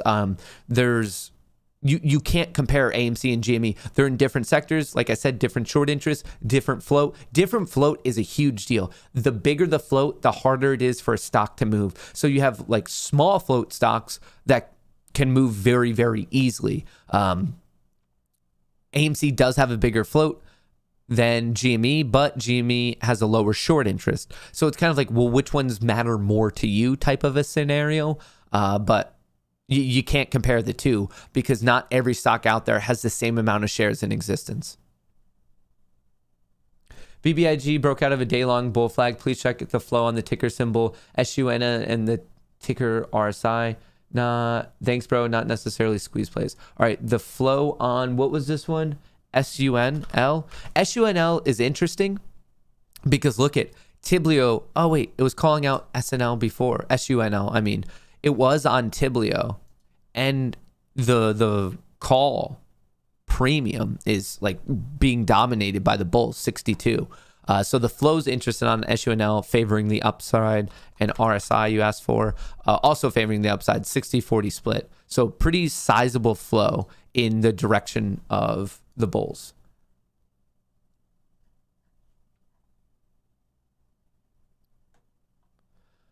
All right, I'm looking for SPY to test 446.5, basically. GME looking to come back up and retest 28 and some 208 and some change, excuse me.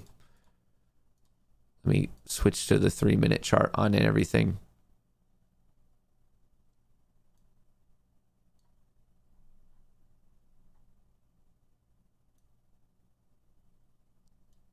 Sweet, sweet, sweet. And why? ANY is at 680. Let me know if ANY like recaptures like 725, something like that. Something like that. All right. Well, with everything looking beautiful in the green, before we get that next push that it seems like it's coming soon, special shout out to today's sponsor, Manscaped.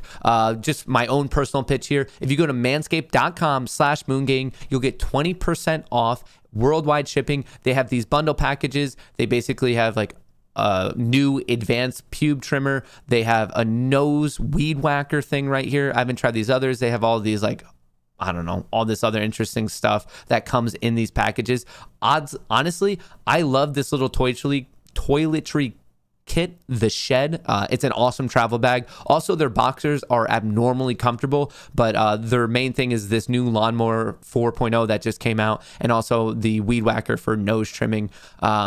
I have it. They sent it to me. I do like the product. So if you want to check this out, I mean, or especially if you already want it or own it or trying to buy more, you might as well get the 20% off. But manscaped.com/moongang, it is pinned to the top of chat.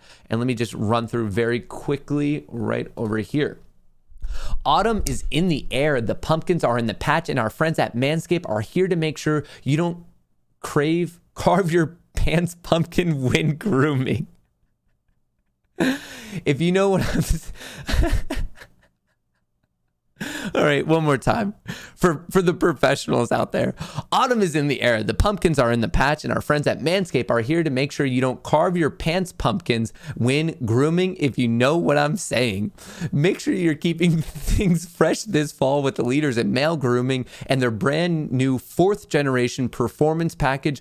Boys, get ready for cuffing season like no other. Ready to take the leap into fall with Manscaped? Join the 2 million men worldwide using Manscaped by going to manscaped.com/Kohrs, or actually, /Moongang. Manscaped.com/Moongang for 20% off and free shipping worldwide. It's time to bundle up with Manscaped Performance Package 4.0. Inside this package, you'll find the Lawnmower 4.0 trimmer, weed whacker, nose hair, Crop Preserver Ball Deodorant, Crop Reviver Toner, Performance Boxer Brief, very comfortable, and a traveling bag to hold your goodies. That's 20% off, free worldwide shipping, manscaped.com/moongang, 20% off, free worldwide shipping. Make your balls a priority this fall. Choose Manscaped, your balls will thank you. So we appreciate Manscaped. Like I said, they are the OG sponsor of this channel. If that's something you care about, something interested in, you might as well get the discount or check it out. I just, for whatever reason, I don't know why, they just make like the most comfortable underwear. I find it odd because obviously that's not their mainstay. Their mainstay is that Lawnmower 4.0, but pretty cool stuff. It is pinned at the top of chat. Once again, thank you, Manscaped. Hey, Mort MACD just crossed over on the 2-hour for AMC, and the 2-hour MACD since August 12th has been very consistent trend with the crossover. That is very good. I mean, AMC is looking bullish. It is looking bullish. Like we're up quite a bit. They can't beat it down. They bought it, like we got above 50. They smacked it down, but that's how AMC moves. We break above resistance, we hang out, and then on any time frame, it seems to come back down for a little bit, make a new higher low, and then we run off of that. So AMC is very much sticking true to its pattern.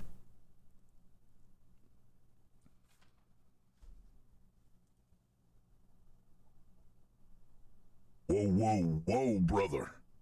Big super chat. Twist Montana, thank you for that super emote. Big super emote. I appreciate that. Do you have long-term opinion on ticker COTY? Paul, I do not. Like with long-term, that tells me I should know more about the fundamentals and what the company is or isn't doing, and I just don't know much about COTY. I just want to say I second the fact that they make the most comfortable underwear. It's insane. Also out of town tomorrow, so happy early Friday, fam. Shout out Jeremy. Any thoughts on Bank of Ireland, BIRG, over the last month? Price spikes on 5 million and 30 million charts. Does that mean much? BlackRock owns 6%. Oh, the 5-minute and the 30-minute.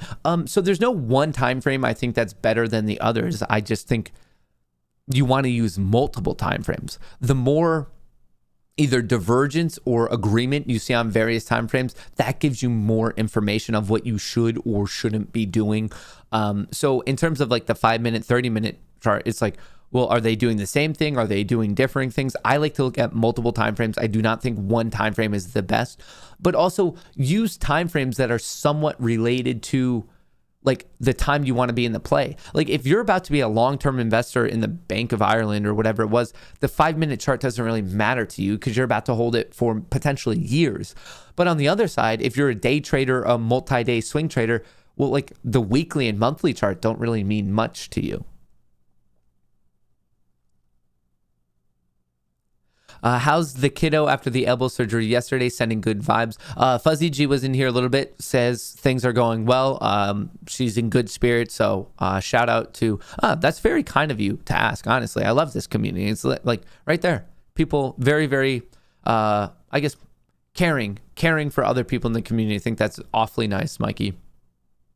What do you think about AMC utilization going down? Should we be worried? No, I think people who are worried about utilization maybe don't really fully understand the math behind it. Utilization can go down even when short interest goes up, because remember what utilization is. It's the amount of shares on loan divided by the total loanable share count at that moment in time. It's a ratio between the two, X divided by Y. You can manipulate either of those numbers to make the result go up or down. There are scenarios where utilization goes down and it's good for us, or it could go up and it could be bad for us. It's not, I wouldn't just look at the number and be like, oh, this is a good or bad number. You need all three. You need the short interest, the shares on loan, and the utilization. Having one of those alone does not tell you much. BBIG really flexing. It is up almost 12% on the day. It's above 9. Showing strength above 9. Like I said, interesting. Above 10, very interesting. Above 11, I think this thing will just continue to move. AMC holding 47.30. Intraday high 47.46. I'm looking for the SPY to break out of this trend. I would love to see the SPY actually push on the day. It broke out not in the most convincing manner, hanging out at 445.30. Would love to see this above 446, 446.40 in that region. Just so everyone knows, on my futures account, I took a one contract long position on the S&P 500. I bought it around here. Like, I'm just looking for a very momentary bounce play. Nothing too special. Like I said, one contract. AMC, I don't know the time frame you're necessarily asking about, but most time frames you would argue that AMC is pushing upward trajectory.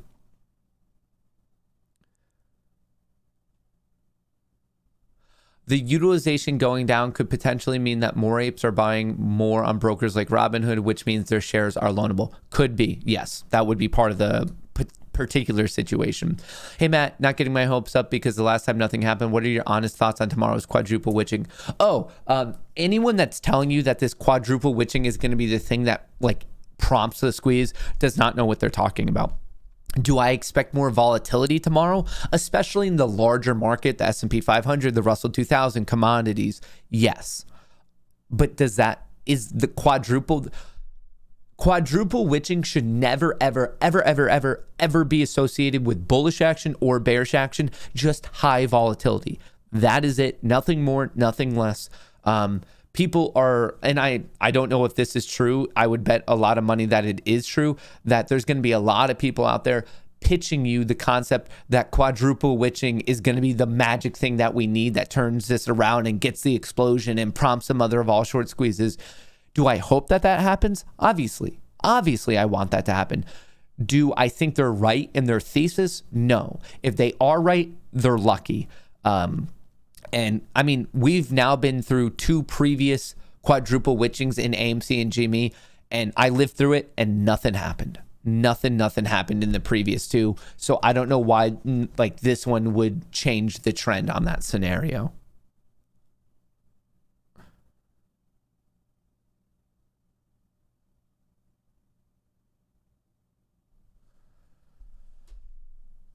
All right. AMC holding strong above 47. GME hanging out $1 below its resistance, 50 cents below its resistance, somewhere in there. But looking strong. BBIG pushing. How's the Russell 2000 looking? Not the best. And I think the Russell 2000 might be slightly hampering the enthusiasm and excitement behind AMC right now. ANY is at 7. Let me know when ANY gets back above 725 because it puts it back on like kind of the exciting watch for the day. Hey, Coach, I was checking out your fall pumpkins. Wanted to make sure they haven't been carved. Just a caring community ape checking on people's pumpkins. What's going on, Ryan? Cat had a long time. Infrastructure deal taking too long. Also have too much NUE. So Caterpillar, Caterpillar was like a great play, honestly. Hang on, let me pull it up. I like what you're saying about infrastructure, and Cat would be a good way to play it. How has this looked on the longer time frame? This was ripping for quite a while, and then ever since this sell-off at the start of June, you just need it to trend back around. Like you need it right now. Ever since early June, the bears have been in control of this one. You want some sort of like trend line breakout, or you just need something to actually happen here, because I just don't see many buyers stepping in. I do like Caterpillar. Like I think it has long-term potential, and my entry point would be when I finally see some buyers stepping in the short term. GME pushing, it's above 208.50. If it can hold this, I'm watching 212. And then I also don't know much about NUE, Mary. Hey, Matt, what was your input on XELA? By the way, my son and I love your Moon Gang shirt. Good stuff. I appreciate that. Shout out to anyone who got some of that Moon Gang gear. XELA, yesterday it was not looking the best. Might be basing now. I still think XELA, before it moves again, is going to gap fill down to $1.50. It has this gap. We're seeing a pattern of lower highs. I think the odds are favoring a gap fill before any potential crazy run. XELA, I never really liked it. I always kind of thought that there were better plays, and I still feel that way. BBIG holding above 9, pretty impressive. AMC shooting up and trading sideways at 47. Honestly, that's a pretty high consolidation. I like that.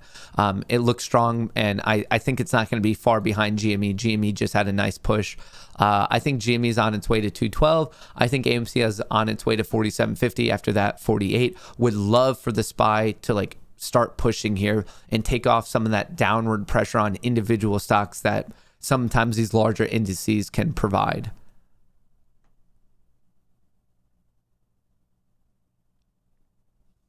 Yo, Maddie, Richard Hart, the creator of the first crypto CD, Hex, said he's down to interview, chat/interview, DM him. Oh, okay.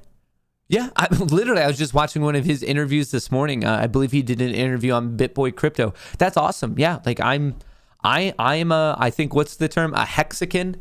A hexagon is just someone, I guess, who supports Hex. I staked it. I bought some more recently. I think that's awesome. I would love to talk to him. He's a polarizing character. I think it could be a fun interview, a fun discussion at least. He's kind of one of these guys. If you don't know who Richard Hart is, he early adopter and supporter of Bitcoin. To my understanding, he saw some weakness in all the cryptos out there. So he's like, I could make a better crypto. He ended up making Hex, and Hex has moved quite a bit. What's Hex currently trading at? 38 cents. I got my first buy of it at 8 cents. So I'm happily up quite a bit on it. I recently bought a bit more at these levels. And I don't know. The more I learned about it, I was like, oh, this is cool. But what got me into it was the community. Like, the biggest thing I've learned over the 6 months is you cannot discount the value of community. And that's why I think AMC and GME are doing so well. That's why I think they're going to continue to do well, because there are legitimately millions of people who are looking at them, want them to be like successful, and are like doing everything in their power to learn more and make them successful. I see a very similar community in Doge, honestly. I kind of see a similar community in Ripple. I see a similar community in Cardano, and I'm starting to see one grow like that in Hex. Hex community support by numbers is a bit smaller, but the people who are in it's just another family out there. It's another digital community support family. And they call themselves the Hexicans. And the thing that cracked me up of like how I found out about it was on Twitter. I saw people were hashtagging HexFlex, and they were basically just showing off the things that they bought with their Hex gains. And I've talked about that on this stream multiple times before of how cool I think that is. And I want one for AMC and GME of like everyone on Hex, they make this money. They're like, this is my Hex Flex. I bought my house. I bought my Lambo. I bought this car. I paid off my school. I want that same type of community support in AMC and GME, because people should be proud about the money that they're making, proud about the money that they're currently up in their P&L. People, I guess, are weird when it comes to money, as if like you shouldn't be prideful of your successes in life. And I think that methodology that the Hex community already has, I think the AMC and GME community should take a part of that. People should be happy that they made the right play, made money, and sent a message to Wall Street. And honestly, I don't even think it's done. Hex is a bit tough. It's not the easiest thing to track down. So on TradingView, you could have it. It trades under Hex/USD. But to get it, I converted mine on MetaMask. This little fox guy right here, MetaMask. I swapped Ethereum for it. It's not like something you can easily just buy off of Voyager or really. I don't even know if you could buy it off of any exchange or broker. You have to convert it. So there is a bit of a pain in the ass to track it down. But if that's something that people want to make a video of, that's something I could put on the Kohrs Lite channel. If people want to know, just be like, oh, like, Matt, why do you like Hex? Like, or how do you buy Hex? Or like, what is staking? Or that type of stuff. I feel like that's very good content that could live on the Kohrs Lite channel.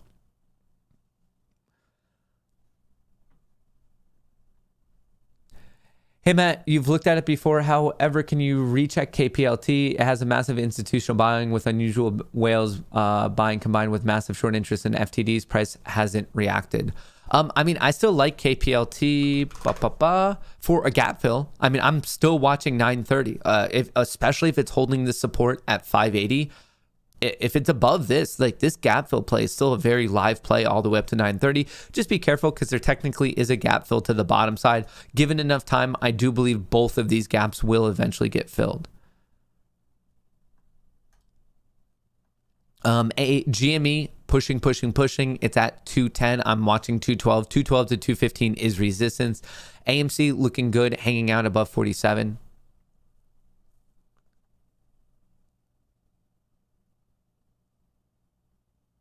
Where/how do you stake Hex? I got Daedalus to try and buy some Cardano NFTs and just saw the staking options and I'm well confused. Separate video. Yeah, so those Daedalus, I believe, is exclusively for Cardano. To stake your Hex, you go to go.hex.com.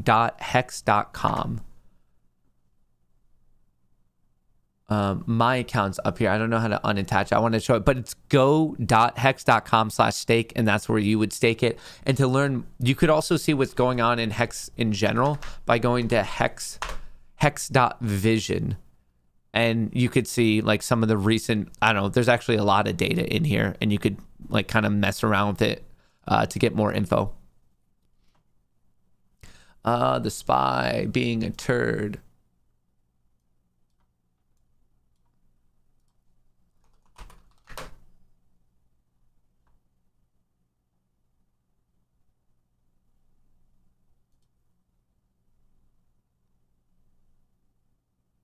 All right, can you check VIH? VIH, how's that one doing? Not looking the best right now. Not bad, it's just not moving. It's just a bunch of inside days, like no clear direction. You're just waiting. This is another SPAC. It's a financial conglomerate. It's an acquisition company. This is a SPAC. It got exciting and then it sold off. Like kind of has a pump and dump vibe, but with it's a no play until it either bends back around or starts selling off. Right now, it's just not doing anything.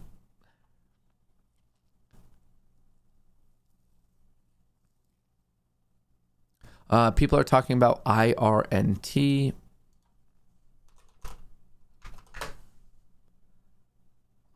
Someone called it a bull flag. I kind of see that. This like downward channel. Yeah. IRNT. You're just kind of looking for it to recapture 42-ish. 46 would be amazing. GME pushing right now, 211. I'm telling you, 212 to 215 is the next resistance.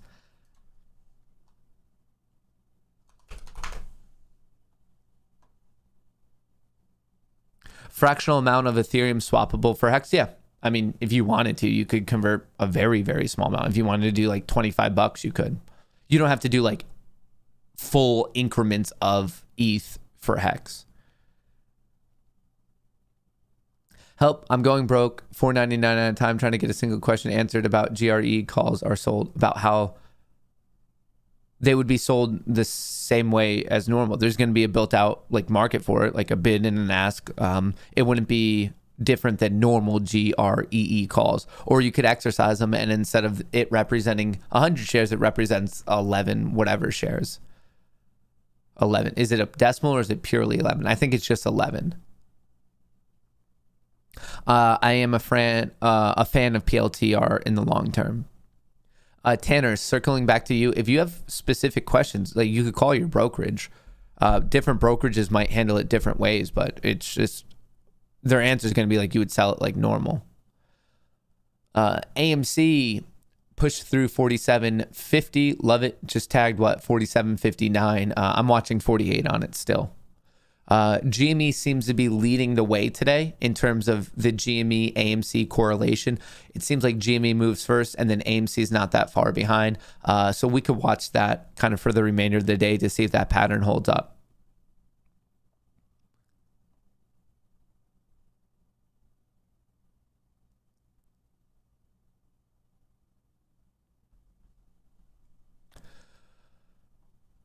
How is crypto doing? Ethereum getting this breakout. Ethereum's looking strong. I have Ethereum, I have Cardano, I have Bitcoin, I have Hex. I'm just, my crypto trading, folks, super, super simple. I buy it. If I like it, I buy more on weakness and then I sit. I don't actively trade any of it.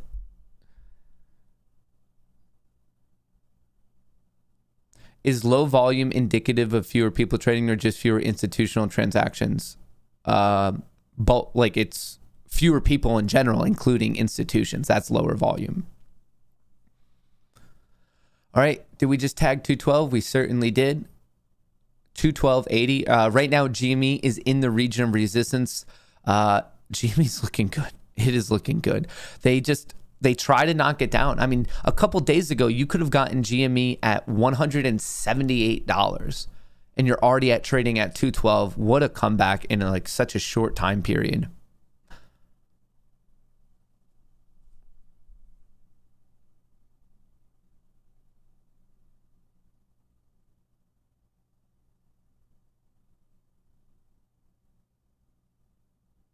Wait, what is this?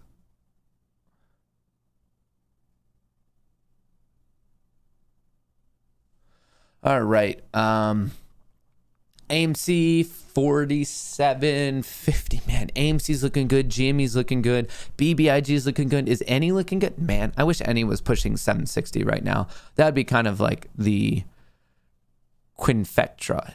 What's trifecta? Quinfectra. I'm just making up words today, I suppose. Just making up words.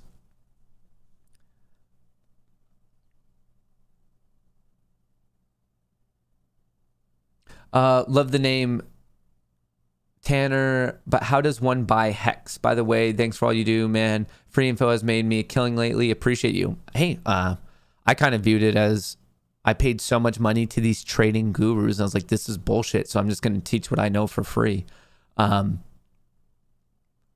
Anyway, for Hex, you would have Ethereum, whether you have Ethereum on whatever it is, then you transfer the Ethereum to your MetaMask. MetaMask is an extension you can download. It's this little fox guy. You get MetaMask and you send your Ethereum there and you swap it for Hex. There's a swap option and you just swap your Ethereum for Hex, how much ever you want to swap. That's how I did it.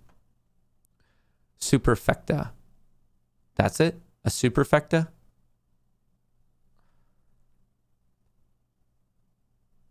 For rhombus, a rhomfecta.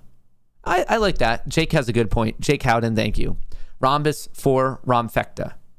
It would be a rhomfecta if all four of these things went green.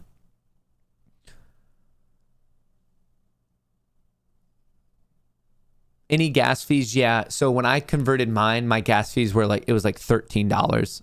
So not bad, but of course there's gas fees. And actually, to my understanding, they're trying to get away from that and they're doing their own pulse chain upgrade to help with the gas fees. So gas fees, of course, they suck. They're there. But mine recently, like a couple days ago, actually it might have been yesterday, it was like $13 to do it. Good morning. Can you look at TIGR and give my thoughts on passable gap fill, gap down 7.2, feed me, see more pirates? Oh, brother, it's another ape. TIGR. The gap. Oh, you're looking for this gap? Yeah, I mean, I'm a fan of gap fill plays, but this one, unfortunately, right now is not really showing any buying yet.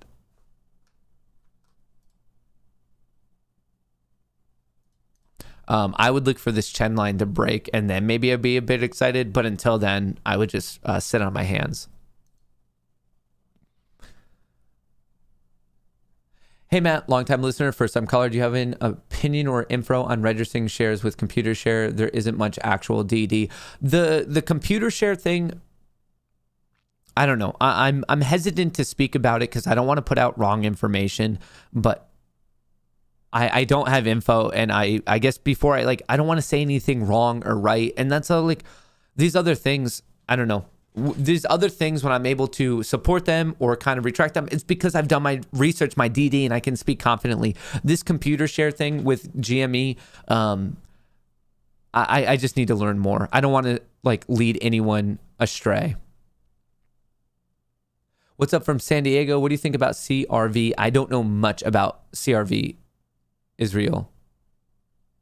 I am in Bitcoin, Ethereum, Cardano, Polygon, aka Matic, Solana, Doge, Hex, Algo. I think that's it. Oh, if you haven't already, shout out who just reminded me of this, Blair. If you haven't already, I would appreciate if you could drop a like. Dropping a like is completely free, or if you want to be a part of the Moon Gang, all you have to do is hit that subscribe button, follow button if you're on Twitch. If you're on Rumble, if you want to hit that Royal Rumble button, that would also be awesome. All that engagement, it is completely free, and it does help me by promoting this to other people who might be interested, that have the same basically viewing patterns as you do.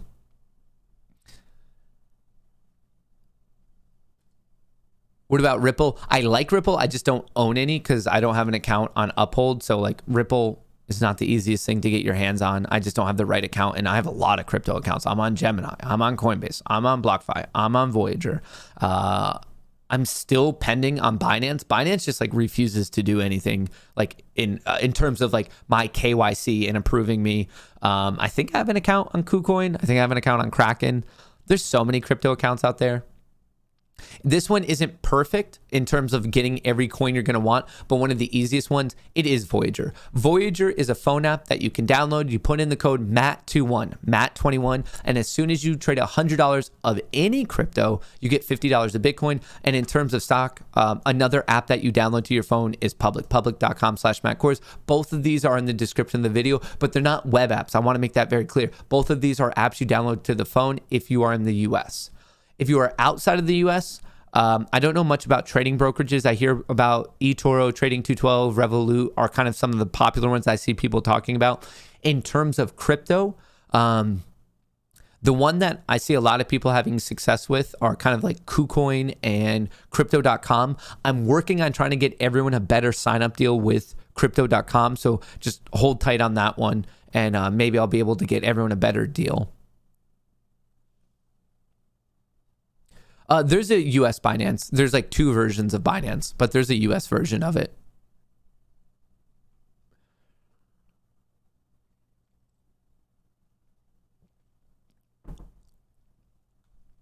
Hey Matt, AMC holder for with 50 call. However, I also want to play the way down afterwards, but I don't want to negate gains. Should I open puts in a separate account? No, because like for you, you care about your net worth. So it doesn't matter if you have it all in the same account or a different account. Do you have a Ledger? I do. I have a Ledger Nano X, and that's where I have some of my Bitcoin stored for safety purposes. Thoughts on Apple? Love Apple. The more it falls, the stronger buy it becomes. I have a sitting buy order around 140. A cat would really fill out your potential. Any plans on obtaining a furry friend? Long on kitty cats. I do. I want a cat. I'm a fan of cats. I'm a fan of cats. I like pets. I'm allergic to pets, but I love pets. And that's why I take my allergy medicine, is because I'm one of these people who, if I see a dog or a cat, I can't not play with that dog or cat. I want to buy a dog. I want to buy a cat. I want one of those cool like Bengal cats because they seem really active, and like I would like to be able to like play with it and hang out with it. But I also think it'd be fun to get like I saw pictures of like these border collie like golden retriever mixes, and those seem like cool dogs. And I can't even imagine how smart of a dog that would be. Like border collies are like notoriously like wicked smart, and I'd be fine with a border collie. I think those are cool. I like Australian shepherds. Golden retrievers are some of the happiest dogs ever. Maybe not the smartest ones. So maybe if I get like that golden retriever border collie mix, those could be cool because golden retrievers are such sweet dogs. I grew up in my life with pit bulls and German shepherds. They're like, I grew up in a rural area, and those are the two most common like farm dogs are pit bulls and German shepherds. So I have a special place in my heart for them. I mean, in the area I grew up in, it's very, very common for farmers to get abused dogs. Like they were abused, and like for dogs like that could be more aggressive, like a German Shepherd or a Pit Bull. One thing, at least like anecdotally, I'm by no means a dog expert. It seems like it is beneficial for them to have like a small group of humans that they have to learn how to trust, i.e. the farmer and the farm hands. And also for them, I mean, like humans, dogs have bad mental days. So it's good for them to be on a farm where they can have space and kind of do their own thing. So my own history with dogs is very much like abused German Shepherds and abused pit bulls that end up getting kind of like relocated out of their bad scenario onto farms. And over like a couple weeks, a couple months, it's crazy how much you see their mindset change. And all of a sudden they go from like very defensive, angry, aggressive dogs to like some of the most happy dogs like I've ever met in my life. I have a 185-pound giant Alaskan Malamute, best ever. I cannot imagine how much that dog sheds, Devin. The shedding on that dog. You must be like lint rolling all of your lawyer suits and all of that. Like that has to be like the fluffiest dog out there.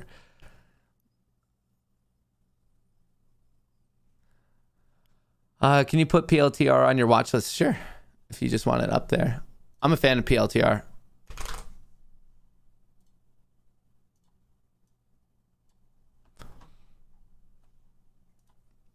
All right, all right. I have French puppies coming soon. Shout out GH. Shout out Carolina dogs. Google it. What comes up when I Google this? Is this bad? Oh, no. These are fun dogs. They're kind of like, they remind me of like golden retrievers, just like not as long hair. The pictures, when you search it, they're... Welcome to the Moon Gang. They look like cool dogs. My sister has a giant Great Dane. Like, and what's funny is this Great Dane is huge. It's a female Great Dane. Her name is Quinn. And she was like, I guess like the runt of the litter. And like, I know Great Danes can be big, but it's completely different when you actually meet one. It's huge. And then you're told it's the runt. Great Danes are just, they're crazy. They're so big. Boston Terriers. Be a true animal lover and get a rescue? I probably would. I mean, I just grew up around rescues. Like no one in, well, first of all, no one in my area had the money to buy a purebred dog. But also it's just like what I'm, I guess, used to. Like all of the dogs were just like shelter dogs in my area. No one, not that I knew of, ever bought like a purebred dog. Like my area didn't have the money to buy a purebred dog. BitTrue app works great to buy XRP, Ripple, and Flare assets. Also look at Pendulum Chain, bringing smart contracts onto XLM Stellar Lumens network. Hey, Matt, is there a way to set a stop loss and take profits on options based on a stock price instead of an option price? I hope this makes sense. It does make sense, and I know exactly what you're saying. I don't think that's possible because they technically are... like one's a derivative class. I don't know. Maybe there's a way. I'm sure there's a way to code that up. But in terms of like just a brokerage and being like, hey, I want to put this order in based on this, that's not like an obvious thing to me. I haven't seen a brokerage that offers that. Check out IRNT. Is IRNT on the move again? It looks like it's selling off right now. Man OD. But huge gap up. I mean, it's still up 19% on the day. All right. AMC doing its thing, pushing 48. GME doing its thing, pushing the top of its resistance at 215. Looks like it's going to be a good day.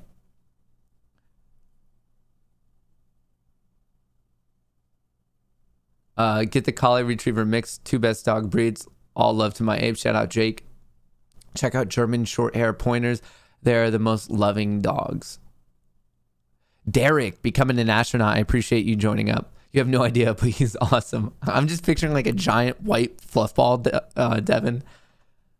Bernedoodles, they're so smart and loyal. Best dog you'd ever own and don't shed.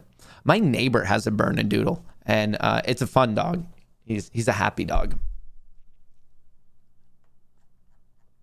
Hey, coach, had the second set of twins on 8/31. You got me through the 9 days in the hospital. Finally home, all is well. Now... RIP. Now, RIP AMC LFG. Jeffrey D. Lee, congratulations on your twins. I hope your wife, I hope your kids, I hope you, I hope everyone's happy, healthy. 9 days in the hospital. I mean, that sounds like quite an ordeal, but I hope everyone's doing perfectly A-OK, better than A-OK. And I hope you're coming back to some nice AMC tendies, man. Coming back to some of them AMC 10 days.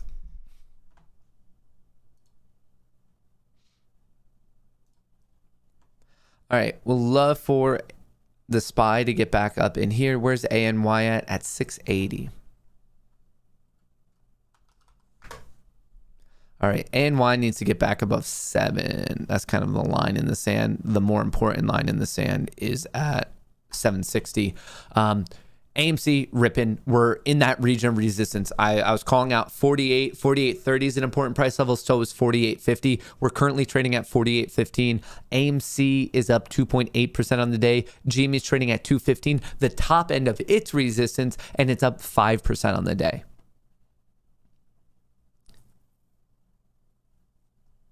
Crazy, crazy, crazy. Crazy, crazy, crazy. GME pushing through it. 216. Let's see how much momentum this thing has. I mean, AMC, like, it very much seems as if today, Jimmy Boy here is like kind of leading the charge and Amy's like right behind. We have seen this pattern previously. So I'm just kind of watching GME still, trying to see if like, okay, if that's going to lead up for Amy over here. Thus far, holding true. Would love to see both of these push. Why not? Matt, I finally turned 21 yesterday. I never thought I'd make it. Thanks for all you do and the money you've helped me make this year. And AMC to the moon. Atomic Jack, shout out. Happy birthday, man. I'm happy everyone is crushing it. Crushing it. Manscaped saved us. Hey, if you want to support Manscaped, remember it's pinned to the top of chat, manscaped.com/moongang to get basically a ball trimmer, a nose trimmer, comfortable underwear, an awesome toiletry kit, ball toner, whatever that is. If I'm being honest, I haven't used the ball toner yet, but it sounds provocative. BBIG taking a break. It hit 940. Would love for it to still stay above 9, but BBIG having a good day, up 7%. How's the Russell 2000 looking today? A bit weird. I still think the Russell 2000 is coming back, and my reasoning for that is the flow.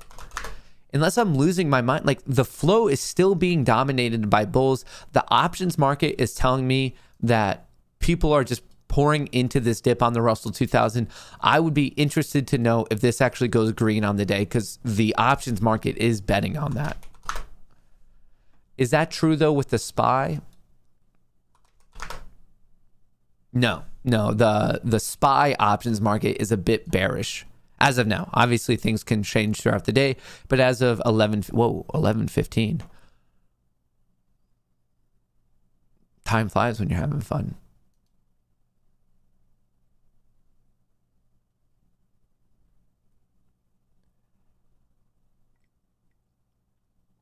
What's the story on GREE? What is the story on GRE? Trying to recapture $50, it looks like. It's at 47.23, up 9% on the day. That's a pretty nice gain.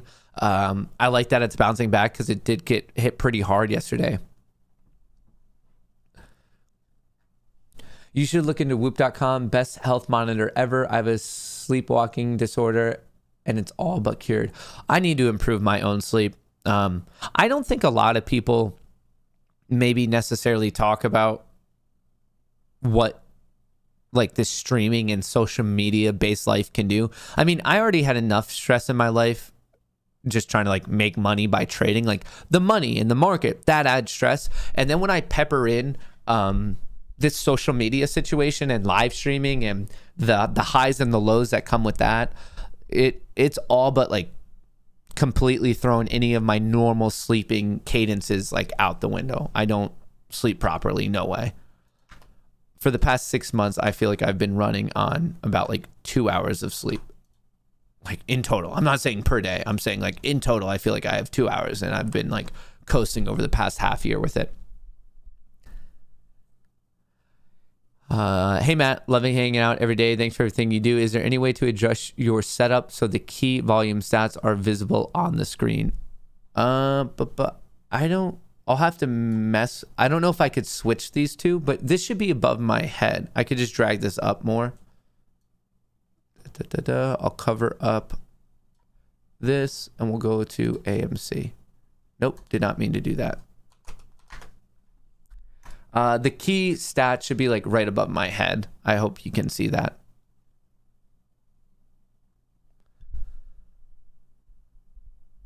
Rockets and limes coming soon to an AMC near you. Shout out GH. We have a set sleeping plan and stick to it. Yeah, yeah. I sacrifice my sleeping plan to just stick to my trading plan. Like I'm only capable of sticking to one plan, so I sacrifice sleep to stick to my trading. Thanks for the update, Matt. Get your sleep. Don't let these people stress you out. Yeah, I need to get. I don't know. I'm new to this too, folks. It's not like I have some long storied career as a streamer. My first live stream ever was December 31st of 2020. I've been doing this now for 9 months. I am not a hardcore seasoned professional. And I don't know, maybe this was right or wrong, but I don't know. I always thought the emphasis was on stocks and teaching stocks, and like there's so much more other to handle of it. It's like before this, I was a coder. My day-to-day life was coding. And when you're a coder and you're listening to music all day and you're just hacking out some code, your emotional swings from the highs to lows, it's not that high to low. Like you're pretty much neutral all day. And I don't know, I was living a quote unquote like normal life. And then you get leveraged into this world, and your emotional highs and your emotional lows, it's steep. Like you guys think these stocks move, like the other aspects of this that I would have in no way ever predicted they're interesting to say the least. They're very, very interesting. I mean, I get this is very true. I'll look at some of my DMs when my Twitter DM is actually working, and I'll have one DM that's someone like sharing a very heartfelt story. They're like, hey man, like this is my story. I needed this money. I couldn't pay these bills. I was going to lose my house, or maybe I had a medical bill, like various stories. And something happens and they make money. They're like, hey, I used this tip or this methodology and it helped me make money. And like, I just wanted to say thank you. And that's awesome. That's why I do this. I just want people to be successful, to feel comfortable in their financial literacy. If I can make you laugh, that's a bonus. So I'll see that as one DM. And I'm like, all right, cool. Like, this is exactly why you do it, Matt. This is why you got to push yourself. And then the very next DM is basically like, go F yourself. I hope you die. And by basically, I mean, like, I've actually received that. I've received a lot of those. So like, it's just very jarring. And I think it'd be jarring for every individual. Like, I don't think like I'm saying anything special. Like, I think a lot of you are hearing this and you're like, yeah, of course, that's crazy. But I think for me, it's just like I said, relative to my previous life, like when I was coding and I would talk to like 2 people throughout the day. And now I talk to thousands of people with exposure to hundreds of thousands of people, and everyone has their own opinion.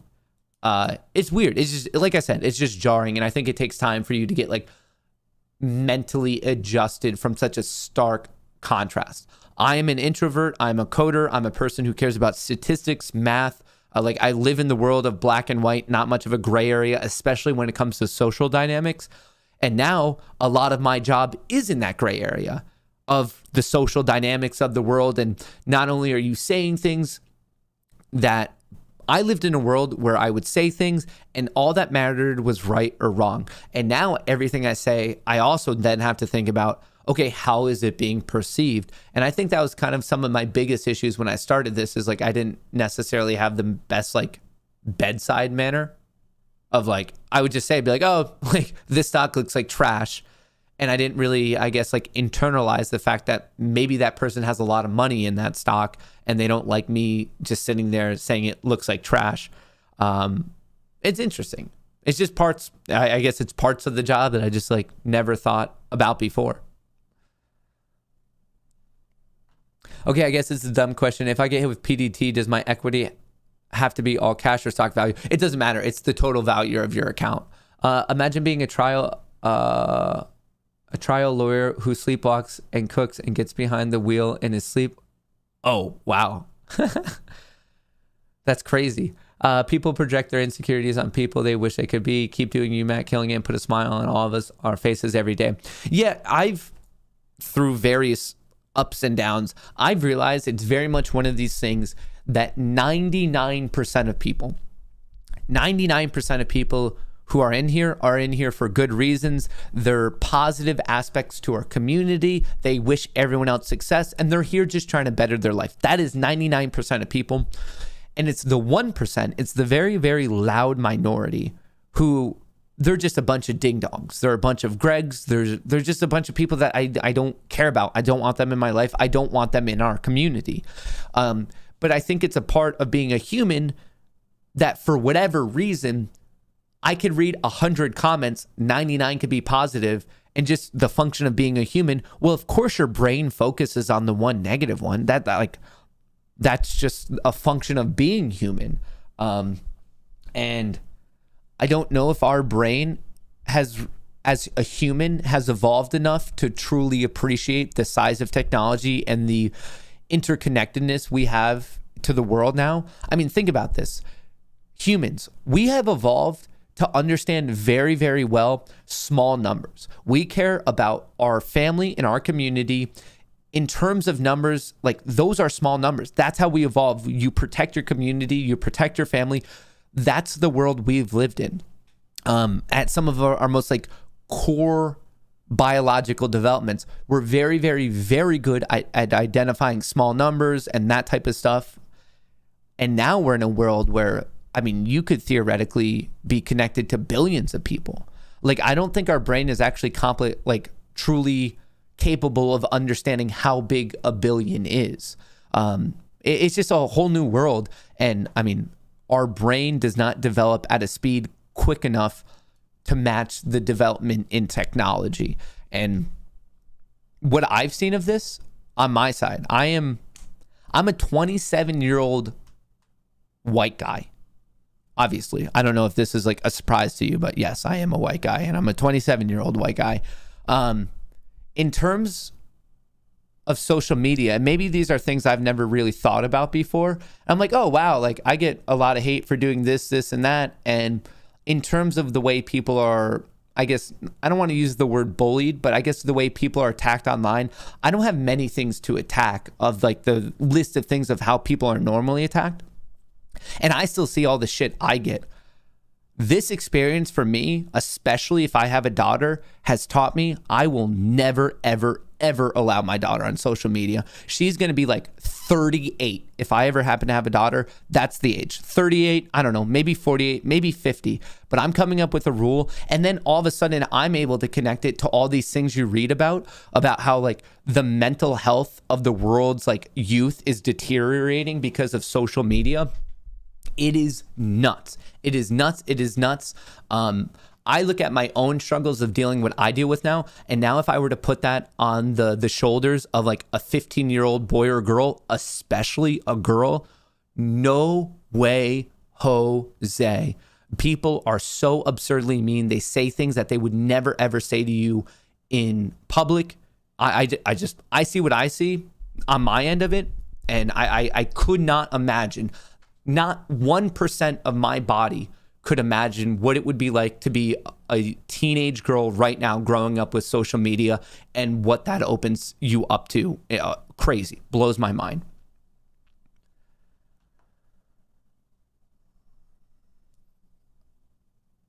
A good way to visualize 1 billion is that 1 million seconds ago was last week. 1 billion seconds ago was 30 years ago. That is crazy.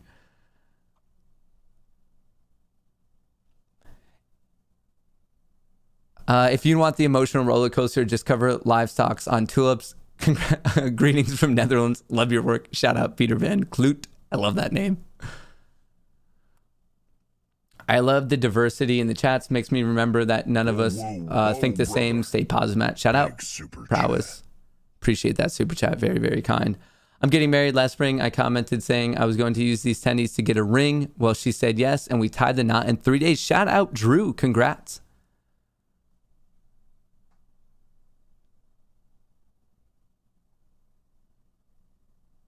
You need to realize that 99% of us are on medical marijuana. The 1% representing assholes are not.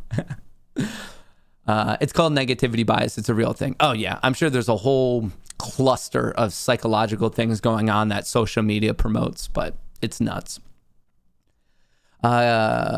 Can you break down Bear Stearns for us? Am I late to the games? Please don't call it trash. My entire future is riding on how that plays out. Bear Stearns? Is that still trading? Like, are you talking about when Bear Stearns like went down in 2009 and like ruined many people's like lives and family because we had Wall Street taking over leveraged bets that they should never been taking on an asset class that they didn't understand? Matt, try Nature Made Sleep and Recover gummies. They have 2 mg of melatonin, natural sleep aid, and 100 milligrams of something, natural stress reliever. Best sleep of your life guaranteed. I will. All right. So AMC pushing 48. Love it. AMC having a great day. GME having a great day. Got smacked at 216.55. Interesting. 215.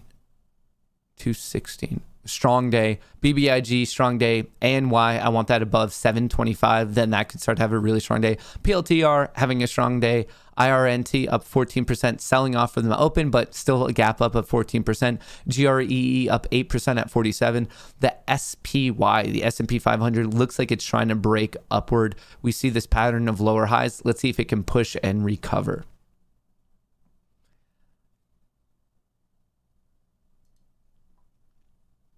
AMC, right back at it. Right back at it, AMC. Pushing the upper end of this trend. This is why the 48 level is so important. We just have this big rectangle we've been in, and it's pushing. After that, 50 flat, support, and then we're watching 53. So upon this breakout of, let's just call it 48.50, we're watching 50 flat, and then we're watching 53. Instead of worrying about what our daughters do, we need to raise our sons to respect not only women, but themselves. I would say everyone.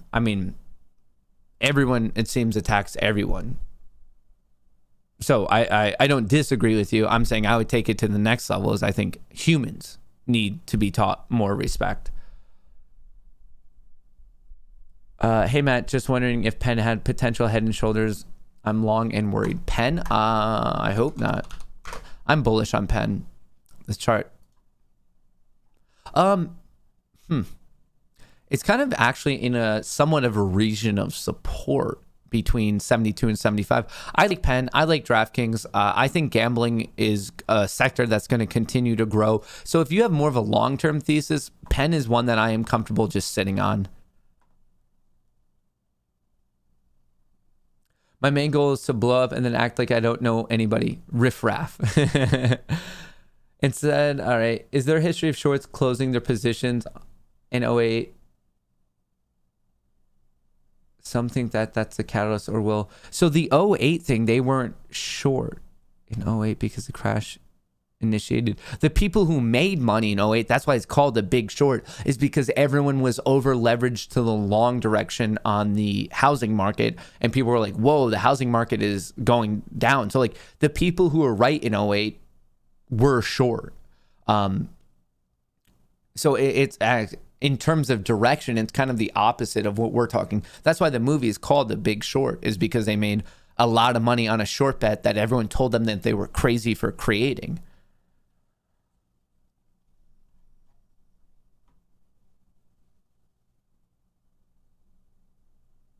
Is anyone else still waiting for the GREE to finish converting? Fidelity told me it would happen at close yesterday. Today, they told me it would happen at close today. That sounds insane. I don't get why this conversion is taking so long.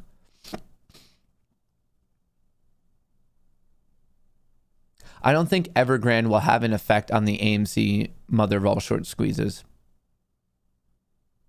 IRNT, OPAD, gains got me 23 AMC, 7 GME. I'm broke now. Epitome of mediocrity.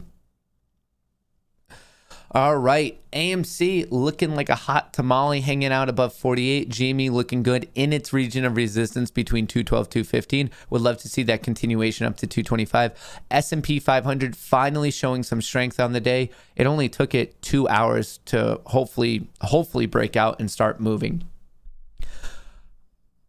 Formerly known as Trey's nipple OnlyFans. I teach my kids respect everyone except Ken Griffin. Just saying. Oh man, if you earned 180,000 every day from the day Jesus Christ was born, you would still not be as rich as Jeff Bezos. Interesting. I mean, I don't know. This will be a hot take, and some people out there are going to get pissed off. I don't care about our wealthy. If they're wealthy, great. Okay, I care about it if they got it in a legal, illicit manner, and there's a pretty fair argument that to become a multi-billionaire, you probably squash some people on your way there. Like, it's hard to get to what's that? Like many figures. It's hard to get to that wealth without having like kind of a trail of bodies behind you. I get that argument, but, and this will be a hot take. Half of you are probably going to hate me. The other half of you will be like, okay, no, that kind of makes sense.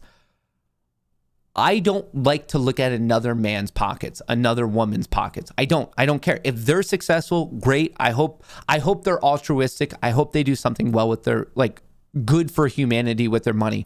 I don't initially dislike someone just because they have wealth. If anything, I'm like, hey, I wonder if I can learn something from them because I want to acquire wealth. That's why I'm in this game. I want to make money.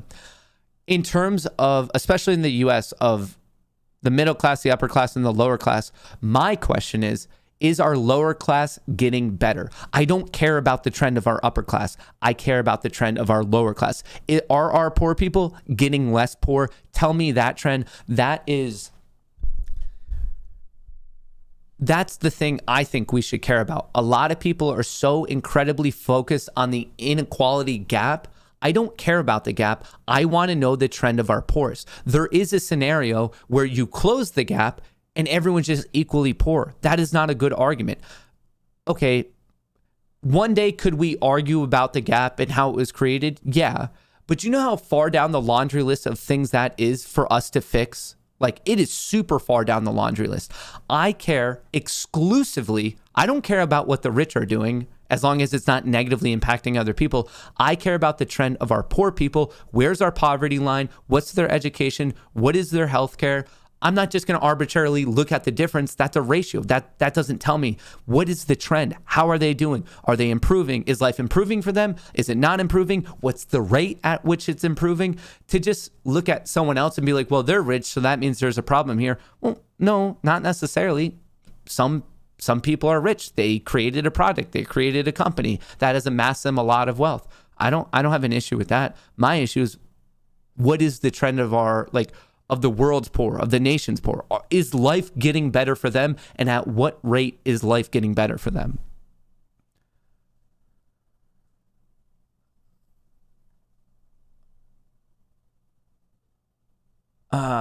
Matt Green rant for Prez. Yeah, if it just means me ranting to get these things higher, I will. I don't... OPAD is moving? OPAD? OPAD?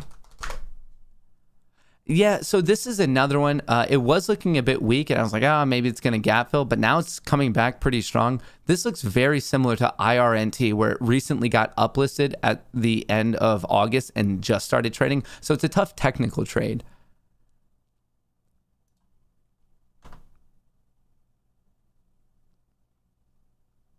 The majority of billionaires negatively impact us. I don't know if that's true. I don't, like, that sounds like an opinion. You might be true. You might be like, people, a lot of these things become emotionally charged when I don't see why. Like, let's look at data. Let's look at facts. The majority of billionaires negatively impact us. Like, that's a bold statement to have. Do I think there are billionaires who negatively impact the world? Yes. Do I think there are billionaires who positively impact the world? Well, also yes.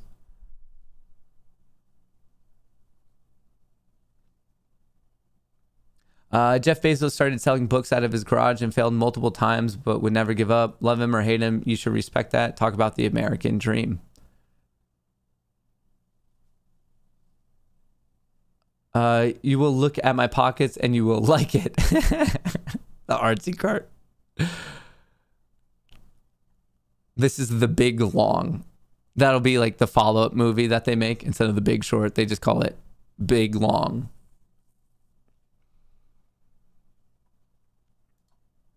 AMC pushing 48.27, looking very, very strong. GME 211.50.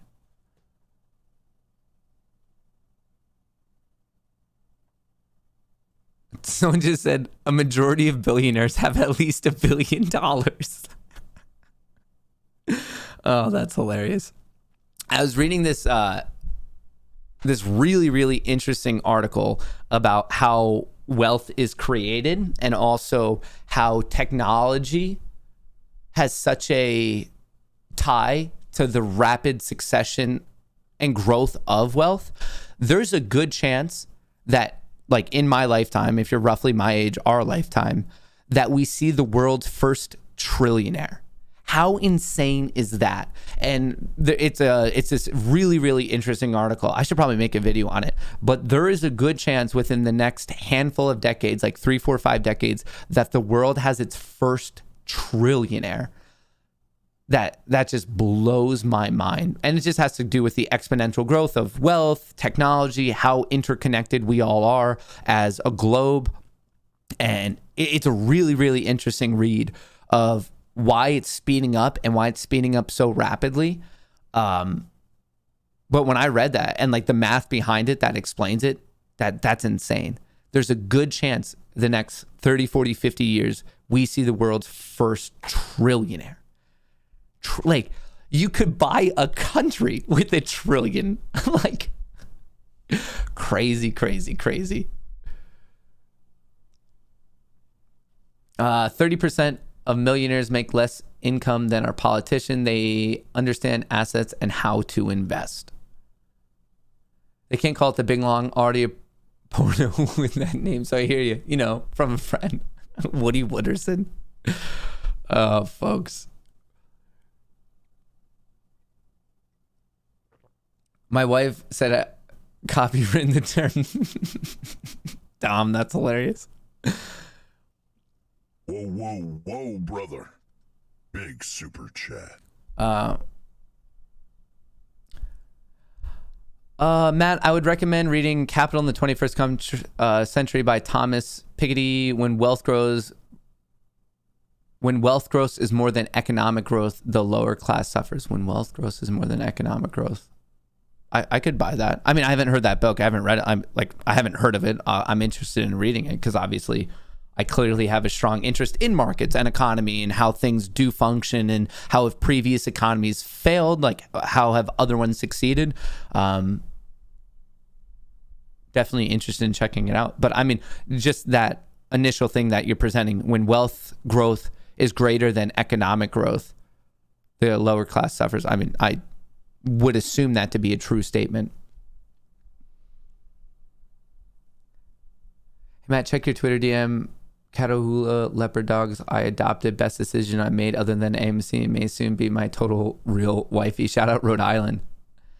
What's a gap up, gap down? Can we predict them happening?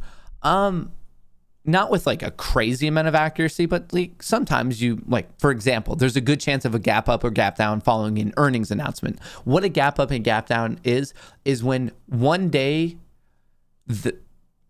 it's between two different time frames. You have to be looking at two bars. Usually it's on the daily chart, but technically you could look at any candles.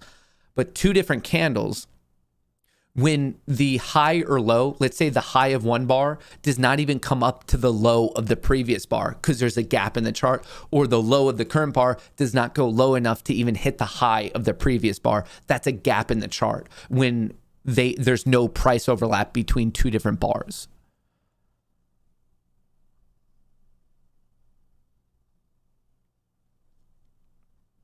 Jeff Bezos doesn't pay his taxes, negative impact. Isn't that like disproven? Are you talking about Amazon as a company?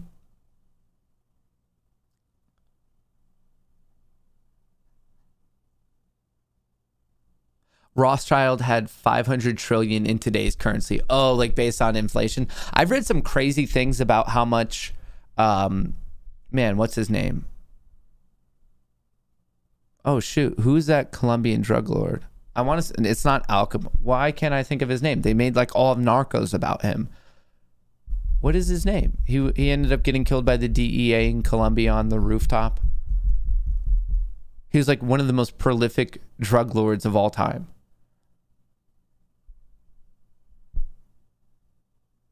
What is his name? Pablo Escobar. Why could I not think of that? All right. Anyway, Escobar. I've read, so like obviously people don't really know how much wealth he truly had, but they've done some estimations and it's just billions and billions of dollars, especially converted to today's, like with inflation in our currency and everything. At like the metrics on it, and obviously not a good guy. I mean, like directly from him and his own like initiatives, he's killed thousands and thousands of people. But like he at one point in time dominated the world drug trade. I think he like the numbers surrounding his business and the things he did, it is just insane. And what a truly like just ridiculous story. Great book to read on the current economy is Exposed by the Financial Matrix by Orion Woodward. Oh, I'll write that one down too. I love reading these types of books. All right, thanks. True Demon on Twitter just called a parabolic arc on BBIG on the daily. Will you pull that up? Not used to that pattern. So that's it's just basically a huge shoot up, a retraction of either 60 or 50%, and then a rip following that. Parabolic arc, people pointed it out on AMC. It didn't really follow that, and then people like really petered out. I don't know how valid this is. Like to me, it's just like something shoots up, it creates a higher low, and then it runs off of that. Like I don't know really the stats behind it, but overall BBIG, that's what you would look for. It shoots up, it has about a 50 to 60% retraction, it bases, makes a new higher low, and then rips from that point.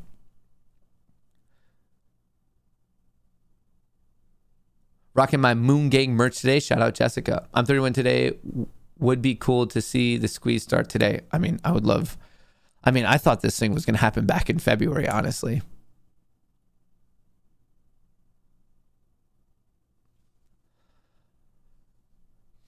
What else do we have? Rothschild. That's the big bank in Europe, right? Rothschild. That sounds so familiar. It's a huge bank, I think, or a big family dynasty that owns banks. I think that's what it is. Hey, Matt. Hello from Beijing. We support you since January. We hope to see you on the moon soon. Let's kick the hedge funds butt. Push everyone. Matt, can you clip that rant so I can show my daughter? They need to hear something other than dad. Shout out to... I'm assuming you're talking about the social media one. All right, folks, it is 11:45. I was only planning on going to 11, but hey, it's always exciting to watch AMC and GME. I will be streaming once again at 2 p.m. Eastern. If something crazy happens, look for my stream to start early. But for now, just expect me to restart the afternoon stream 2 p.m. Eastern. I just need to take a break and I actually need to do some like interviews and stuff and have some discussions. But shout out to everyone. AMC looking very strong. GME looking strong. BBIG looking strong. The only thing really, I would like to see that at 760. I'd like for the SPY to keep pushing upward, break out of this bear trend. But right now, the two moon stocks looking A-OK in my book. Very, very excited to see what the afternoon brings for all of this. But thanks for hanging out with me this morning. I will be back 2 p.m. Eastern. And remember, from me and Chair, best of luck in the markets.